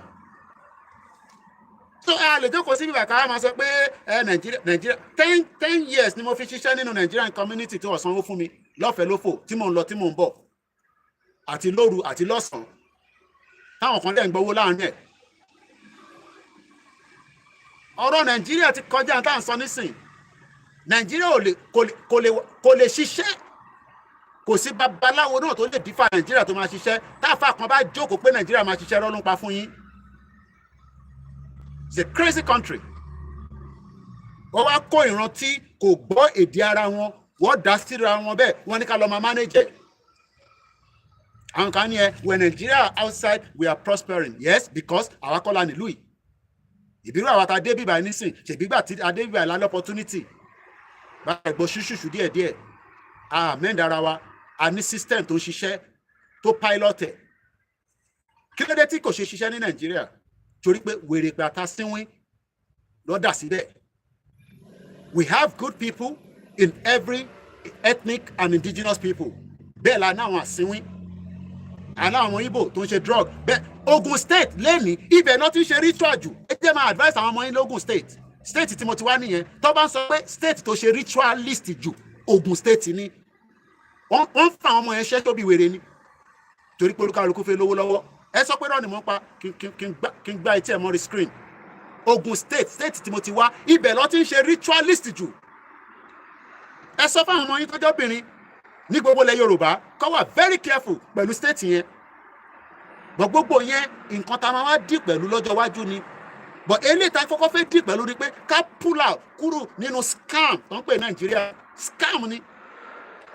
Kò sẹ́ni tó mọ̀ pé scam ní Nàìjíríà. Òyìnbó gan tó dá mo ní Lugard orí love Lugard tó dá Nàìjíríà. England tó padà wá láti India love ẹni tó fẹ́ ẹ mọ̀ pé àwọn náà máa láwọn tá a fẹ́ tá a máa tẹ̀lé ẹ máa ṣe girlfriend and boyfriend tó bá ti rò pé máa fẹ́ obìnrin dẹ̀ sí ìgbà míì báyìí ó lè jẹ́ èyí tó fẹ́ yẹn akọ̀tún lọ mú ẹlòmíì wá fún ẹni vice versa. In tó fa expedition Lugard lọ sí Africa nìyẹn nítorí pé ẹni tó fẹ́ kò rẹ́ni yẹn fẹ́ ní tó mú kúrò ní England nìyẹn and he was a good soldier. Ó wá lọ sí Mozambique ó lọ sí East Africa. Àwọn Royal Niger Company ló invite Lugard wá sí Northern Protectorate nígbà tó created òun ni the first high commissioner níbẹ̀ nígbà tí Northern Protectorate wọ́n lose owó lọ́wọ́ pé ní pé ká join pẹ̀lú Southern àti colony yẹ́yọ́ kan in tó fi di Nàìjíríà nìyẹn lé ní o wàá sọ bí tí church ti sọ fún ẹ pé Ọlọ́run ló create Nàìjíríà wàá sọ bí tí mọ́ṣáláṣí ti sọ bẹ́ẹ̀ fún wa ṣèbí nígbà tó create Nàìjíríà lọ create flag nígbà tó create Nàìjíríà lọ create national anthem ṣé ìyẹn wà embedded tẹ́lẹ̀ ni níbo ni ṣèbẹ́wọ̀ náà ti ní anthem tiwa iṣẹ́ wa fúnlẹ̀ wa ṣebí attempt wa náà nìyẹn tá à ń kọ tẹ́lẹ̀. So ẹ jẹ́ kí n end lè mo fẹ́ kó kú mọ́ mi lẹ́nu ẹ̀yin tẹ́ wà lórí Instagram ẹ má bínú a máa end ẹ̀ torí ó ti fún mi ní signal látẹ̀ǹkan. Thanks so much. Mo kí gbogbo alẹ́ nǹkan sí. Mo kí Ẹniọlá Olúṣọ̀gà. A ti ṣe almost 2 hours. Time tá a máa ń ṣe náà nìyẹn, so bí a máa sọ ètò kù dálẹ́ ká máa end ẹ̀ díẹ̀díẹ̀. Atẹ́gùn yẹn ti ń fẹ́ díẹ̀díẹ̀. So before going, part 1 ni máa ń sábà kà jù. Ẹ jẹ́ kí n sáré ka part 2. Ẹ jẹ́ mo tún rò pé òun ló ń dún bẹ́ẹ̀. Ẹ jẹ́ ká ka part 2 yẹn díẹ̀. Atẹ́gùn yẹn ti ń fẹ́ wọlé díẹ̀. Nigeria needs the courage. Courage ni. But courage yẹn nísìn Sanwó-Olú ò fẹ́ jẹ́ kó lọ. Àwọn náà ń gbádùn executive governor. Ẹ máa yé tó ń jẹ ní ọjẹ́ governor nínú Lagos State. Ayé burúkú ni. So àwọn ò tí ì rí gbogbo táwa ń rí kò ń ṣe pé wọ́n ò mọ̀ but wọ́n ò tí ì rí pé it's the right thing láti pull out nísìn. Ok, níbo Lámbọ̀dé wà nísìn? Ṣé bó ti ṣe gómìnà nísìn ó ti padà sẹ́pẹ̀ ó ti lọ jókòó síbẹ̀. The last time tí mo rí was ìgbà tí Tinubu wá sí tó wá sẹ́kọ̀ọ́. Ẹ ṣàrántí Lámbọ̀dé tóun náà tó sọ pé òun lòun ní Lagos. Nígbà tó yá òun àti Tinubu ọ̀rọ̀ wọn ò ṣe wọ́n gba dànù sẹ́gbẹ̀ẹ́. Wọ́n tẹ̀ sí lójú àwọn ọmọ Lagos State wọ́n tẹ̀ sí lójú pé kó jágbàjàgbà lọ. Then àwọn followership wọn àwọn kì í rí pé politics tá à ń ṣe nínú state yẹn ó pé wa. Àtútù wá ní center according to them. Center mean pé Tinubu ló wà ní center but Tinubu wà níbẹ̀ for a very limited time. Ọdún mẹ́ta ló kù lóní. Àwọn ò tí ì bìlí pé Tinubu lọ́dún mẹ́jọ torí pé ọdún mẹ́rin lẹ dìbò fún. Ó sì máa padà wá láti wá béèrè fún the next one ni. Ó dẹ̀ máa rí gẹ̀rẹ́ ìwọlé ní mímọ̀ yẹn. So majority àwọn ọmọ Yorùbá vision tó rí ni pé àwa la ní state but any state to develop for 23 years kò sílẹ̀ Yorùbá kankan tó wà develop. Kàkà kó develop ó ń padà sẹ́yìn ni. Kò sí development kankan nílẹ̀ Yorùbá. Báwo nìyẹn ṣe máa travel láti Ìbàdàn lọ sí Ìgbòho for 7 hours 8 hours. Tó bá wọ flight nísìn tó bá wọ airpiece dẹ̀ sọ pé táwọn bá gbéra mo bá wọn polówó wọ̀ fún mi ní advert 6 hours ó máa dé London. Ìwọ tó gbéra láti Ìgbòho ó tí ì dé Ìbàdàn padà. So níbo ni development náà wà? In táwọn governors àwọn olóṣèlú mo máa ń sọ pé àmàlà àti gbẹ̀gìrì politics ló ń ṣe. Àmàlà àti gbẹ̀gìrì politics. Politics na only me and my people. Politics tí aráàlú ò lè hold wọn responsible. Ó dá ẹ sọ fáwọn governors wa nísìn ẹ bá wa lọ protect àwọn tó ń pa nínú igbó. Okay, ẹ fi ọ̀rọ̀ Yorùbá Nation sílẹ̀ ẹ bá wa lọ protect àwọn tó ń pa nínú igbó. Àwọn ọ̀ṣà ìtì ní government. Ẹ̀yin lẹ́ ń gbowó lọ́wọ́ federal government. Federal allocation every month. Tẹ́ bá dẹ̀ mọ̀ pé kò wà enough fún yín ẹ jẹ́ ká dissolve Nàìjíríà ká lè lo resources wa dáadáa. Intanṣọ nìyẹn tó ń dìjà láàrin àwa àtàwọn tó ń tẹ̀lé ọmọ àwọn ní olóṣèlú. Yes, òṣèlú ni everybody máa ṣe tẹ́lẹ̀ ká tó máa sọ̀rọ̀ Yorùbá Nation. But kò ń ṣe àwọn kan dẹ̀ tí ń sọ̀rọ̀ Yorùbá Nation kò ń ṣe léèní lọ́ ti ń sọ. Ó kọ̀ yẹ pé àwa mú wọlé from another dimension. Kò ń ṣe pàwọn la máa kọ́kọ́ sọ̀rọ̀ Yorùbá Nation. Àwọn Afẹ́nifẹ́re tí ń béèrè fún restructure. Mo bí bàbá Afẹ́nifẹ́re mo ní ẹṣọ́ mo bí bàbá yẹn bàbá Adébánjọ mo bí wọ́n mo ní ṣe ṣọ́ pé wọ́n máa fún yín ní restructure. Wọ́n ní àwọn àti bàbá Buhari làwọn jọ ń ṣe ìyẹn kọ́ mò ń béèrè lọ́wọ́ yín dádì. Èyí tí mò ń béèrè ni pé ǹjẹ́ ṣọ́ pé àwọn olóṣèlú yìí máa fún wa wọ́n ní tó sọ fún àwọn nìyẹn. Tinubu kọ́ ló yẹ kó jẹ Lagos State governor now. That's another topic for another day.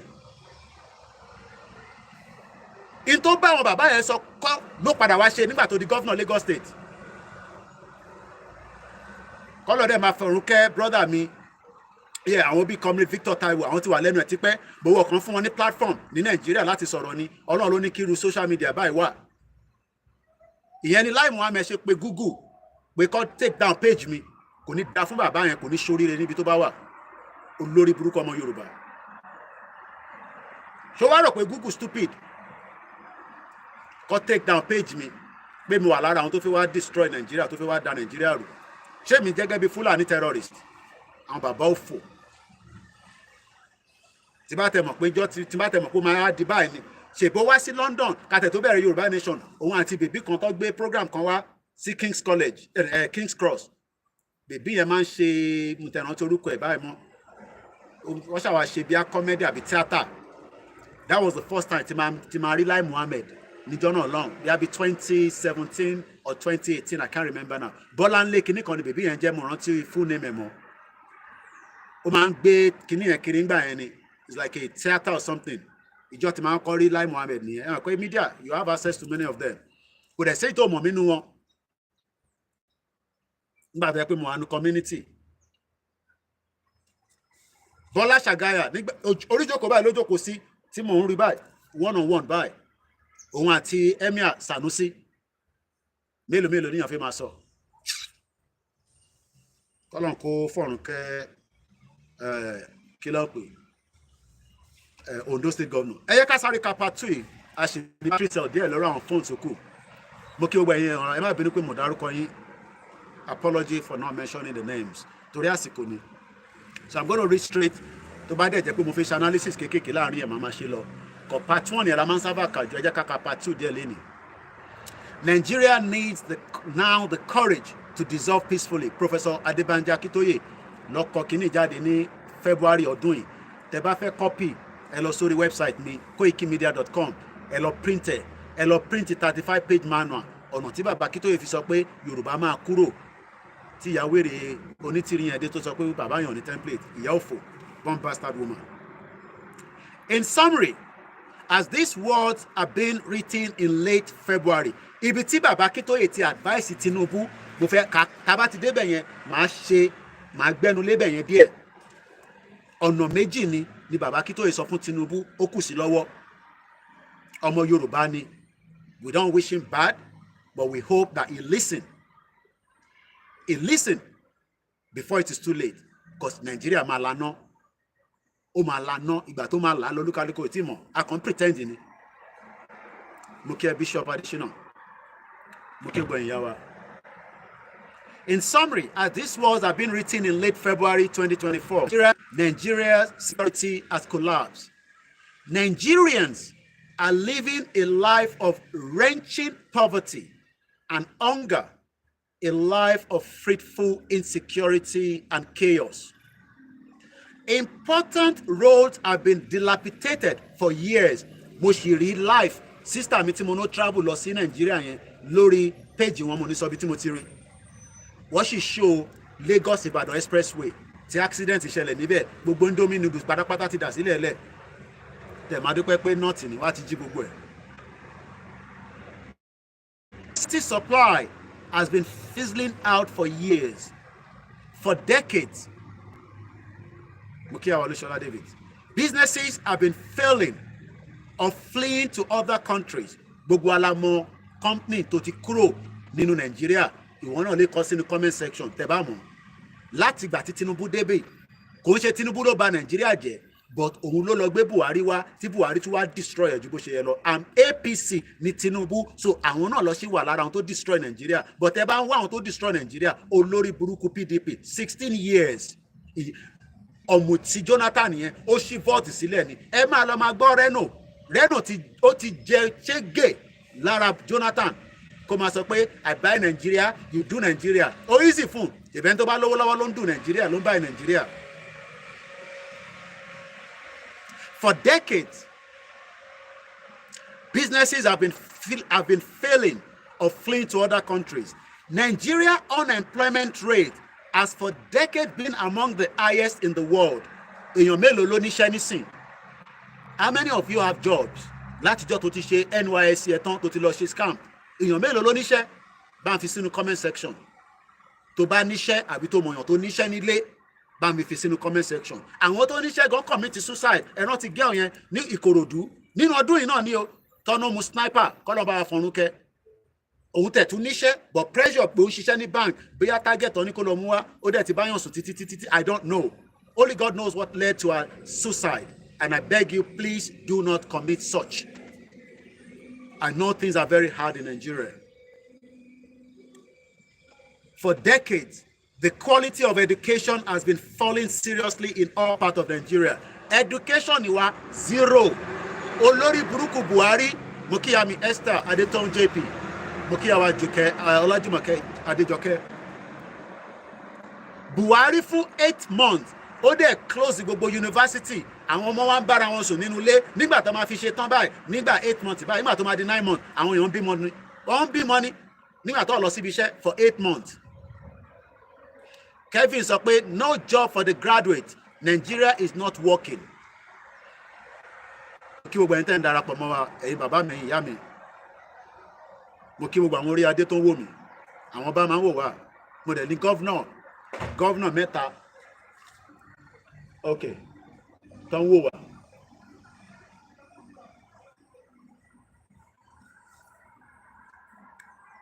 For decades, thousands of educated Nigerian youths have been fleeing annually to countries around the world. Àwọn yẹn ló ń pè ní Japa. And they were very careful. Ẹ̀yin tẹ́ ń ṣe COS. Gbogbo àwọn tó ń dé sí London tó ṣe COS tó dé sí UK wọ́n ò ríṣẹ́. Àwọn tó bá jẹ́ dependent wọn nìkan ló ń ríṣẹ́. Because dependent yẹn lè ṣe any other job. But ẹni tó jẹ́ main applicant wọ́n ti lọ́kẹ̀ sínú pé iṣẹ́ care health yẹn nìkan ló lè ṣe. At least èèyàn bíi 5 ló wà lọ́wọ́ mi nísìn. Kọ́lọ́run bá Elédùmarè kó jọ kó jẹ́ kí wọ́n tètè ríṣẹ́. And they've paid a lot of money. So please be very careful. But that does not mean if you want to come here, ó gba everybody. Ẹ máa bọ̀, àjọ máa gbé bíbá ẹni. Peter George ni 3 of my siblings have graduated since 2011. Up to now, no job. Silver Badmus ni we are all jobless. Moki OLAKUNLE. Though Nigeria is one of the am I can too fast? For decades, thousands of Nigerian youth have been fleeing annually to countries around the world. And those of them who remain in Nigeria have been facing fearful poverty and deprivation, hopelessness, and an incidency of suicide has been increasing among them. Around Tolonjabosinomi. Though Nigeria is one of the largest producers of petroleum in the world, Nigeria has depended on imported gasoline láti Lithuania, ìlú tó ju 3 million lọ. Nigeria has depended on imported gasoline and has left its own refineries in disrepair. Tinubu gan ti parọ́, ó ní Port Harcourt refinery máa ṣiṣẹ́, irọ́ ló wà níbẹ̀. And the price of gasoline has been rising steadily in Nigeria for years. Èló ló ń tepo nísìn?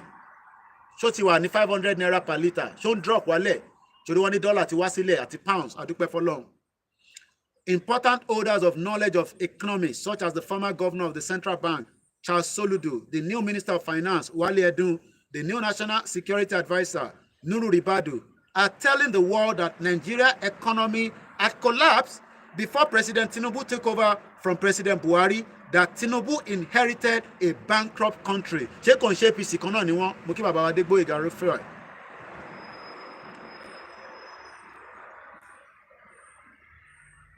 Therefore, the value of the currency that the naira stand at 465 to the dollar ní yẹn ní last year. Nísìn ó ti lọ sí bí 1,000 ṣé 1,006. Ẹ ṣé gan ni bàbá mi Kúnlé Bello. Ẹ ṣé gan ni sà. Wọ́n ní Kóìkì la gbóyè fún kíkú má ba ayé ẹ̀jẹ̀.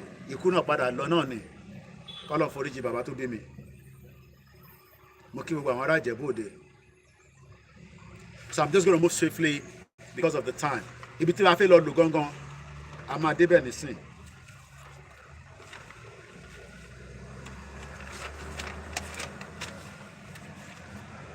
Now, a ti sọ statistics yẹn nígbà tí Tinubu ti débẹ̀ yìí, close to kí ni numbers ta lò yẹn náà 6,931 Nigerians have died. That's average of 700 Nigerians have died since Tinubu came to power every month. Many lecturers are relocating to South Africa and submitting their research paper in that country. Nígbà tó sanwó fún doctor, sanwó fún lecturer. Kaduna ní sinówó tẹ̀ lówó kọ̀ọ̀kan tó fi sọ fún àwọn tó ń ṣiṣẹ́. Kaduna State. Ọmọgbọ́láwọn sọ pé education, it is deliberate implementation policy to draw back the southwest educational development for the northerners.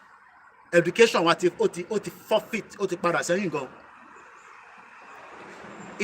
Mo skip there ni o láàrin méjì ẹ̀. In all the regions of Nigeria, huge numbers of hungry people now are protesting in the street, crying of hunger, condemning President Tinubu and calling for the dissolution of Nigeria. The students of Nigerian University, the Nigerian Powerful Labour Union, àwọn yẹn ti gbà bọ̀dẹ̀, Tinubu ti bribe wọn. Bẹ́ẹ̀ ni Bishop Adesina, wọ́n ní kàlòkàlò economy. So yẹ ká kọ́ move síwájú díẹ̀ sí. So education wa, military ò lè protect Nigeria mọ́ torí wọ́n ti infiltrate wọn àwọn terrorists àtàwọn ISIS.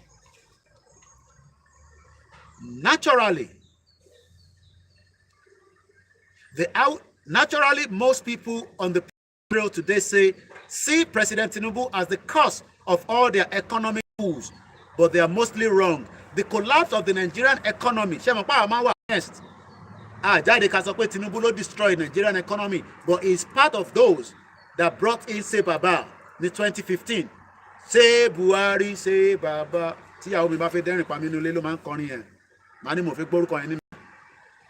Tó bá fẹ́ wáìn, màá ní Say Buhari, Say Baba. Mo ní mo fẹ́ gbórúkọ, mo fẹ́ gbọ́ Buhari nínú ilé. Buhari kọ́ Buhari ni. Olórí burúkú somebody.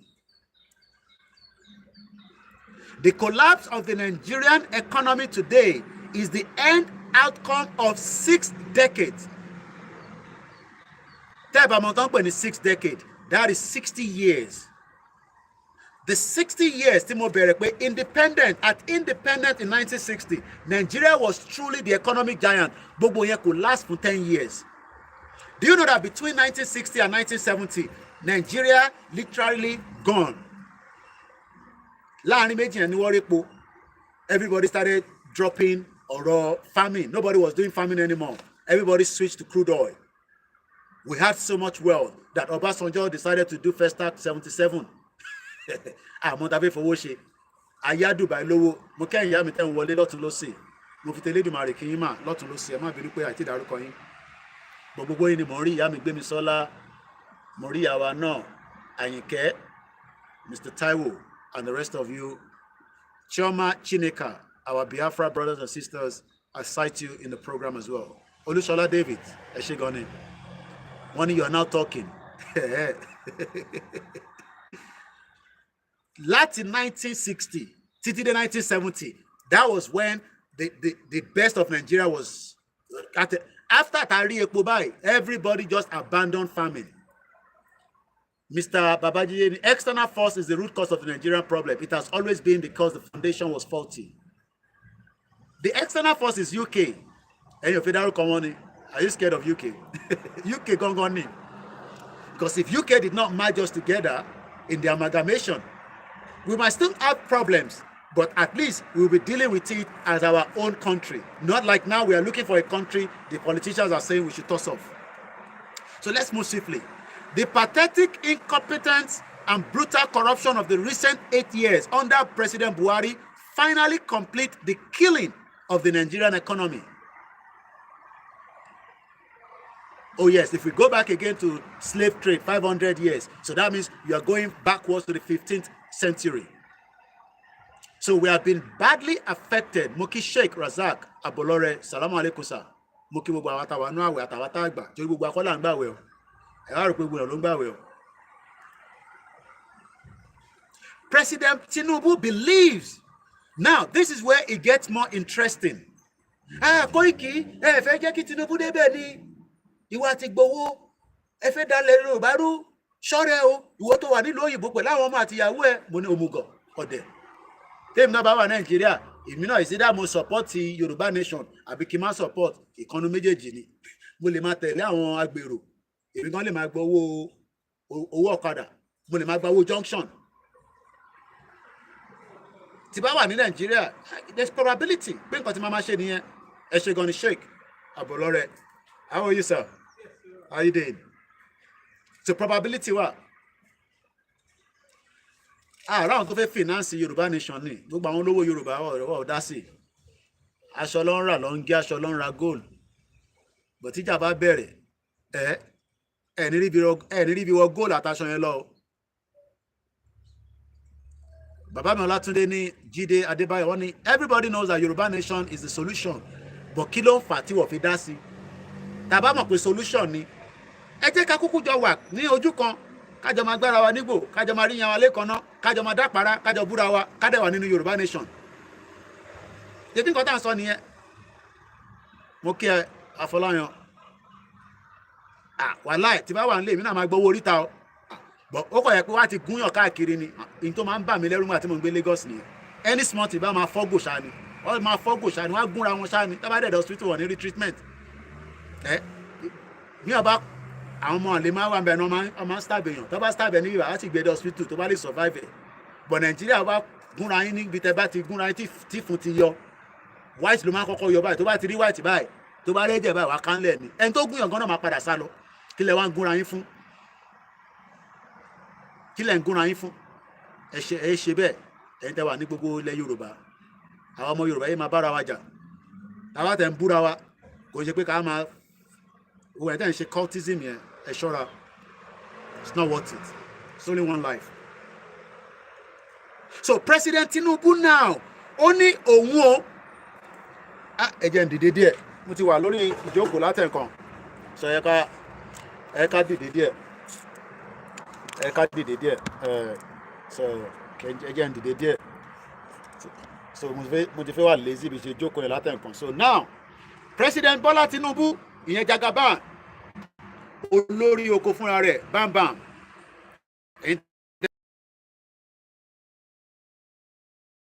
fẹ́ hílì Nàìjíríà how ọ̀nà wo ló fẹ́ gbà láti President Bola Tinubu náà máa hílì Nàìjíríà? How is he going to do that? And what is the process? Ó wá assemble àwọn brain ó mú Wálé Ẹdùn ó mú Kàdósò ó mú Nírù Rìbádù kódà ó tún lọ mọ́mọ́ PDP Wike ó ṣàkó gbogbo wọn ó kó wọn sínú cabinet. Nígbà tó yá ọmọ ẹ̀ Ṣèyí Tinubu òun náà máa lọ ń jókòó tó bá ń ṣe fake meeting lọ́ba ní Ṣèyí Tinubu kí ló ń ṣẹlẹ̀ níbí báyìí kẹ́ I don't want to see you when they are doing fake meeting. Ṣèyí Tinubu náà bá rárá pálá kò bá wọlé mọ́ torí àwọn tó ọmọ president ṣe nínú fake meeting but mo sọ pé enjoy it while it lasts. So he believes he can heal the Nigeria economy, the àgbàdo economy, the abracadabra economy. So Tinubu wants to heal an economy that is dead, like the Titanic. The economy that was collapsed by Yoruba people, the Igbo people, the Hausa people, the Fulani people, and the Westerner and the UK, America, and the rest of them. The economy that has failed. Make I wear my, because I'm not ready to finish the program yet in a minute. So let me put on my regalia, my military regalia. Now it's much a bit better. So Tinubu wants to heal the economy. It is all crippling game. Everybody needs to wake up. Tinubu cannot heal Nigerian economy. It is dead economy and nothing can be done to that. And but in spite of his confidence, Tinubu is very, very confident that he can heal that economy. He's moving. Mokiba Baba Fatai, show me. Only well done, Koikimedia. Almighty Allah bless you abundantly. But sir, if there's urgent action now, Fulani will wipe us out. Nijeka wipe wani.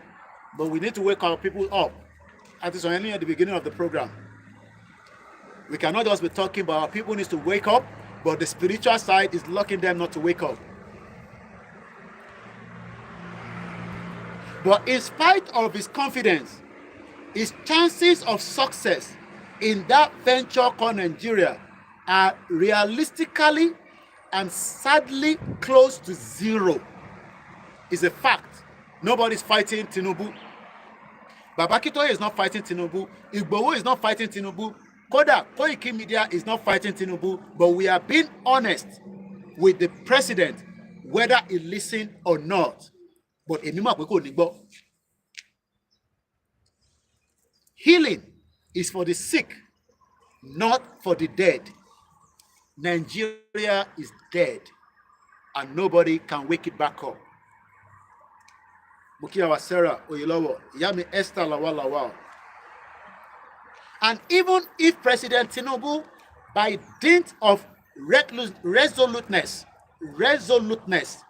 and with the help of capable assistants whom he has called up as his minister, succeed in healing Nigerian economy, tó bá tẹ̀ padà hílẹ̀ díẹ̀, lóòótọ́ amọ̀pọ̀ ti kú, bóyá wọ́n fún ní injection ni, wọ́n gun lábẹ́rẹ́ ni, wọ́n gbọ́ oxygen sí ni, however, whatever, ó wá heal Nigeria economy to an extent then, not to 100%. Because if anybody thinks that the Nigerian economy will crop, I'm calling it Koiki here, but it's turn by turn now. Tinubu will do his own, and then he goes. This is the kind of analysis from all these influencers on social media, especially on Twitter, known as X. There are so many of them there. They will sit down, they will write. Sometimes I will be reading and say, is it not the same thing we have been reading for the last 40 years? One more. Yeah, he's on his way to Senegal for the inauguration. One is on his way to his grandson. Darara. This guy is not good. Say Tinubu is on his way to Senegal. Pastor Moni, Tinubu has gone to Dakar, Senegal to attend the inauguration of his grandson, the Senegal president-elect, Bassirou Diomaye Faye. Pastor Mo, DSS wá gbé yín pẹ̀lú kọ́tẹ́ ń sọ yẹn. Now, tó bá tẹ̀ gbìyànjú, to try to some extent, Nigeria economy will certainly return to its downward trajectory after him. Mo kí àwa lẹ́ẹ̀kan sí Sarah, mo kí ẹ̀yin tẹ́ ń darapọ̀ mọ́, ẹ má bínú pé mo ń dárúkọ àwọn kan, mo dárúkọ. Mark Steven, thank you so much. Oh, he's there already. I won't be surprised. It's not far now. It's a short distance. Tinubu is enjoying himself, just like Buhari, dead or alive. Mo kí ẹ Ọ̀nàchìtà. Tí Tinubu bá tẹ̀ gbìyànjú tó fix economy Nigeria díẹ̀, ṣẹ́ríjọ́ tó bá ti parí government tó dá padà fún north, because let's be honest. Okay, let me ask this question, and I want you to be very honest. Do you think that the Igbos will ever be given opportunity to be president after Tinubu? Yes, they will. No, they will not. Just yes or no. And you can put explanation. Do you think that let me put it this way. Do you think that the Southeast, whether it is APC or PDP or Labour Party, which of those political parties, do you think that in coming 2027, they can give room for the Southeast to have their way to become the next president? Bishop Adesina said no. So just Bishop Adesina on the Konlowa program. The rest of just Mark Stevens said they will not. Onochi sọ pé no. Mr. Latunde sọ pé no. Okay. So maybe 5 people says no. Silver Badmus said no. Ẹ má bínú ẹni tẹ́ bá wà lórí platform tó kù lórí Facebook, mo lè rí comment yín yàtọ̀ sẹ́yìn tẹ́ wà nínú Koikimedia nìkan. But mo mọ̀ pé ẹ̀ ń wò wá lórí multiple other channel. But mo nílé rẹ̀ má bínú. Alhaji Makanjuola, salaam alaikum daddy. Ṣáwẹ̀ ń lọ dáadáa daddy. Àwa ta gbàgbé wọ́n máa ti fẹ́ tán báyìí. Ẹ̀yin ẹjọ́ san ojú máa tì yín báyìí. Wọ́n ní no. Princess Awoni sọ pé capital no. So that means pé the Southeast bí Ganduje ẹ mọ̀ pé òun ni APC chairman. Ó sọ fáwọn Southeast pé if you want to be the president, Mr. Oluwole sọ pé well done Koiki, but can verbal words fetch us Yoruba Nation? What do you mean by verbal word? Ẹ bá mi ṣàlàyé dáadáa. Ẹ mọ̀ pé òyìnbó yẹn ti pọ̀jù fún mi, mo dẹ̀ sí lórí screen tí mo lè ṣe English dictionary. Verbal. ẹni tó bá ń sọ̀rọ̀. So everybody agrees that the Southeast will never be given opportunity. Thank you so much. So verbally tí wọ́n bá ń sọ̀rọ̀ àbí. So what the person is saying, Koiki, ọ̀rọ̀ tẹ́ ń sọ yìí, I'm just trying to expatiate it. Koiki wo àti jókòó gbọ́ gbogbo ọ̀rọ̀ tẹ́ ń sọ yìí, ẹ ti sọ the same thing. That's why I've said it point blank. Pé kò lè fún wa ní Yoruba Nation, but we have to educate our people. We have to bring them up to date. We have to let them know the reason why. That is the verbal.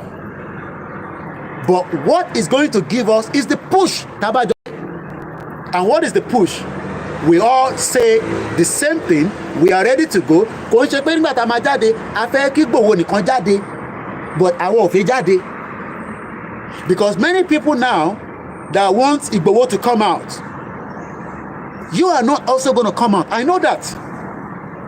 Some will come out, but not everybody wants to come out. Some want to be seeing Igboho live. Igboho, hey! Igboho, hey! So, in terms of whether we will get a Yoruba nation by just talking, no, we are not going to get it. I've said it. But we cannot stop what we are doing right now because it keeps the message of hope that we are going. That something would eventually lead to something to bring the end of the contraction. And it could either be within those that we are also, oh yes, we need the physical push, but how do we get the physical push if we don't bring the conscious mind of the people? And let us remember that also we are dealing with spiritual being put on us. Because what we are saying should not be a problem. But why are we not rising up to get the push is because there's also some spiritual gbogbo ọmọ Yorùbá ó yé wa. Àwọn tó ṣeré ọ̀rọ̀ ta fẹ́ gbà yìí, it is the last hope for the Yoruba people and some people, groups of people, countries, companies, organizations that are milking out of the Nigeria, not just from the southwest. They are not ready for the dissolution and the disintegration and the breakup of Nigeria. And this is why we are going now. Because that is why Baba Akintoye is advising Tinubu. It is two options on the table. Amadebe mo fe jump ni e farabale. Mo ma gbe yin debe. Iya mi awore ni Igboho cannot do it alone. It is going to be a collective work. We need a push. I need the push. I have guaranteed myself to come down. I am not scared of anything, but we are not ready to do that push. So what we can do is we have to continue the verbal, the education, which is what Baba Akintoye has told us, which is what we are doing. And then there will also be some other things, coming along the line. So when you go to different programs, you will listen to people and say, "She, I want to figure Yoruba Nation, not lele." But we got to be honest. Something had to lead to something. Something must push for something. Let us make Tinubu the last president, but we have to prepare and mobilize. Just like Wole Soyinka said, Professor Wole Soyinka, we have to mobilize. Okay, ṣé ní sìnkí kan sọ pé ẹgbẹ́ ọmọ Yorùbá, ó yá, talele. Yoruba people will question us. Yes, we have some people that are ready, but some people will say, So, lè fẹ́ wá gbé wa jáde nínú ilé wa torí kíni. But now when they start understanding that we love Tinubu, we don't hate him. We don't hate him. We love him, but we don't appreciate the fact that he did not listen to us when we told him that Nigeria was expired.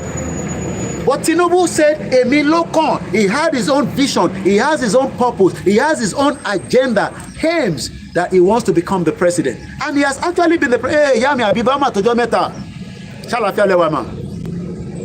So Tinubu is now the president. The next thing we should be doing right now is how to make sure that Tinubu is the last president of the Federal Republic of Nigeria and will let everybody go their separate ways.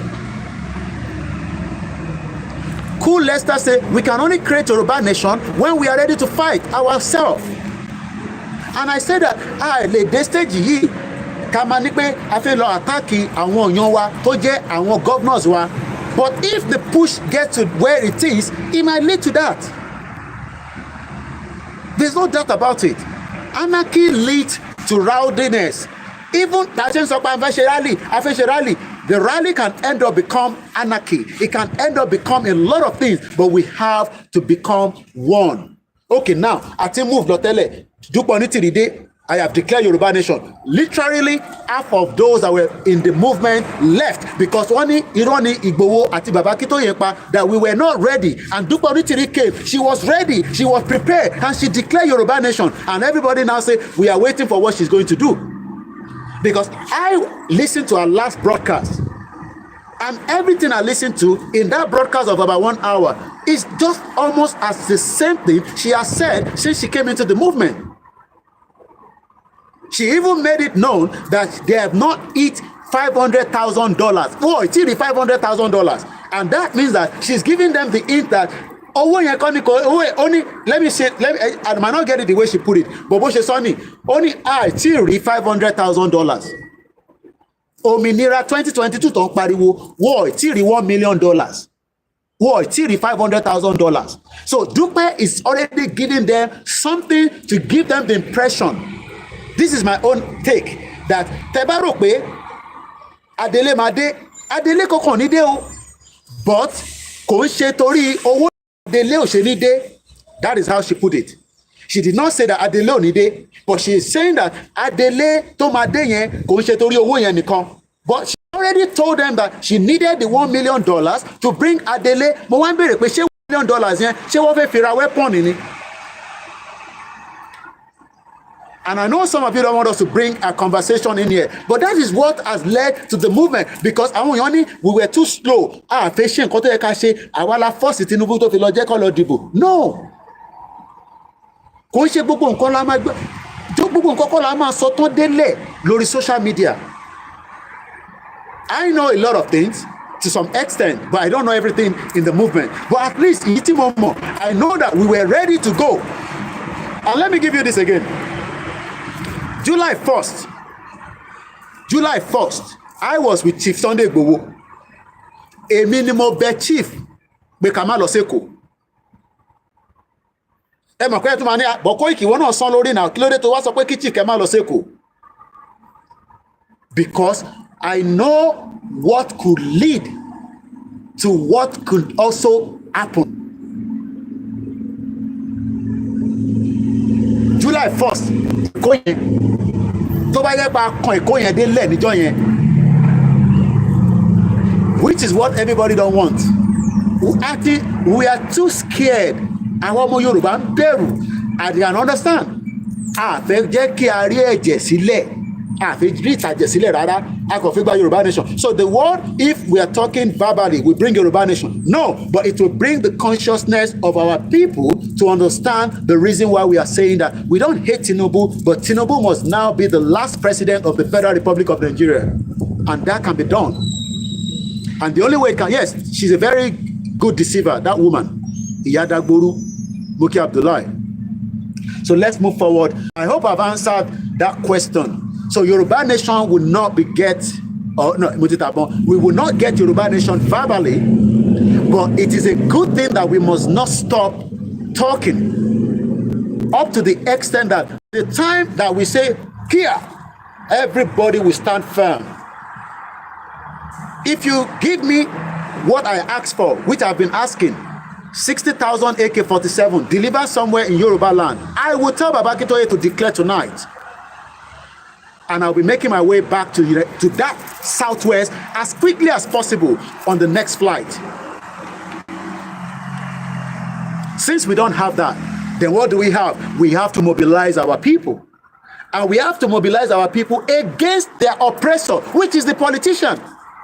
Because we are fighting the politician, that our oppressor, that doesn't want our people to go, because they are telling them that don't listen to Baba Akintoye. They have an agenda. What agenda? Even for those that disagree with us, you are still part of those that own it. The Igbo don't own Yoruba land, the Hausa don't own it, the English don't own it, the Lebanese don't own it. I don't own this country. This country belongs to the English people and the king. This is what we are saying. So we cannot say that because, I could have been doing other things. But the reason why we are here is to do what they call the education that is different from the one that you learn at university and the college and the technical school and at the because most of you sit down in those booker joints and you talk things that is not in reality. I have told you that there is a country called Lithuania. It's not up to the population of Ogun State, and they are doing very well. That should automatically send a message. Some of Yoruba, passport allows you to travel to 150 countries around the world. We have about 195 countries ní gbogbo àgbáyé lẹ́nìí. So passport ìlú kan jẹ́ kí wọ́n lọ sí 150 countries, and ìlú yẹn kò dẹ̀ tó Ogun State, and you are saying that we should stay in Nigeria. So what is in it for you in Nigeria is the question. So let's move swiftly because it looks like the weather motiring sign of a bit of rain. So I've got to start moving. We're going to end the program in Mabinu. The rain is already, coming down. So we will start again from where we end. Have a very good evening. My name is OLAYOMI KOIKI. Koikimedia, bringing the world closer to your doorstep. Yoruba Nation is the final solution. Let us take the message that Tinubu should be the last president of the country called Nigeria, because it is not working for you, it is not working for me, it is not working for the next generation, it is not working for the present generation. That is the only way. And as I was going to finish the last part of this, Tinubu has two options. Is either we go through the Yugoslavia route, which is mean that Ejema Aponile, or we go through the Soviet Union, which means that there is no blood. It means that we dissolve Nigeria without anybody killing each other. If that doesn't happen, that means it's either of the both. So that verbal will no longer be on the table. When that starts, we will not listen to anybody.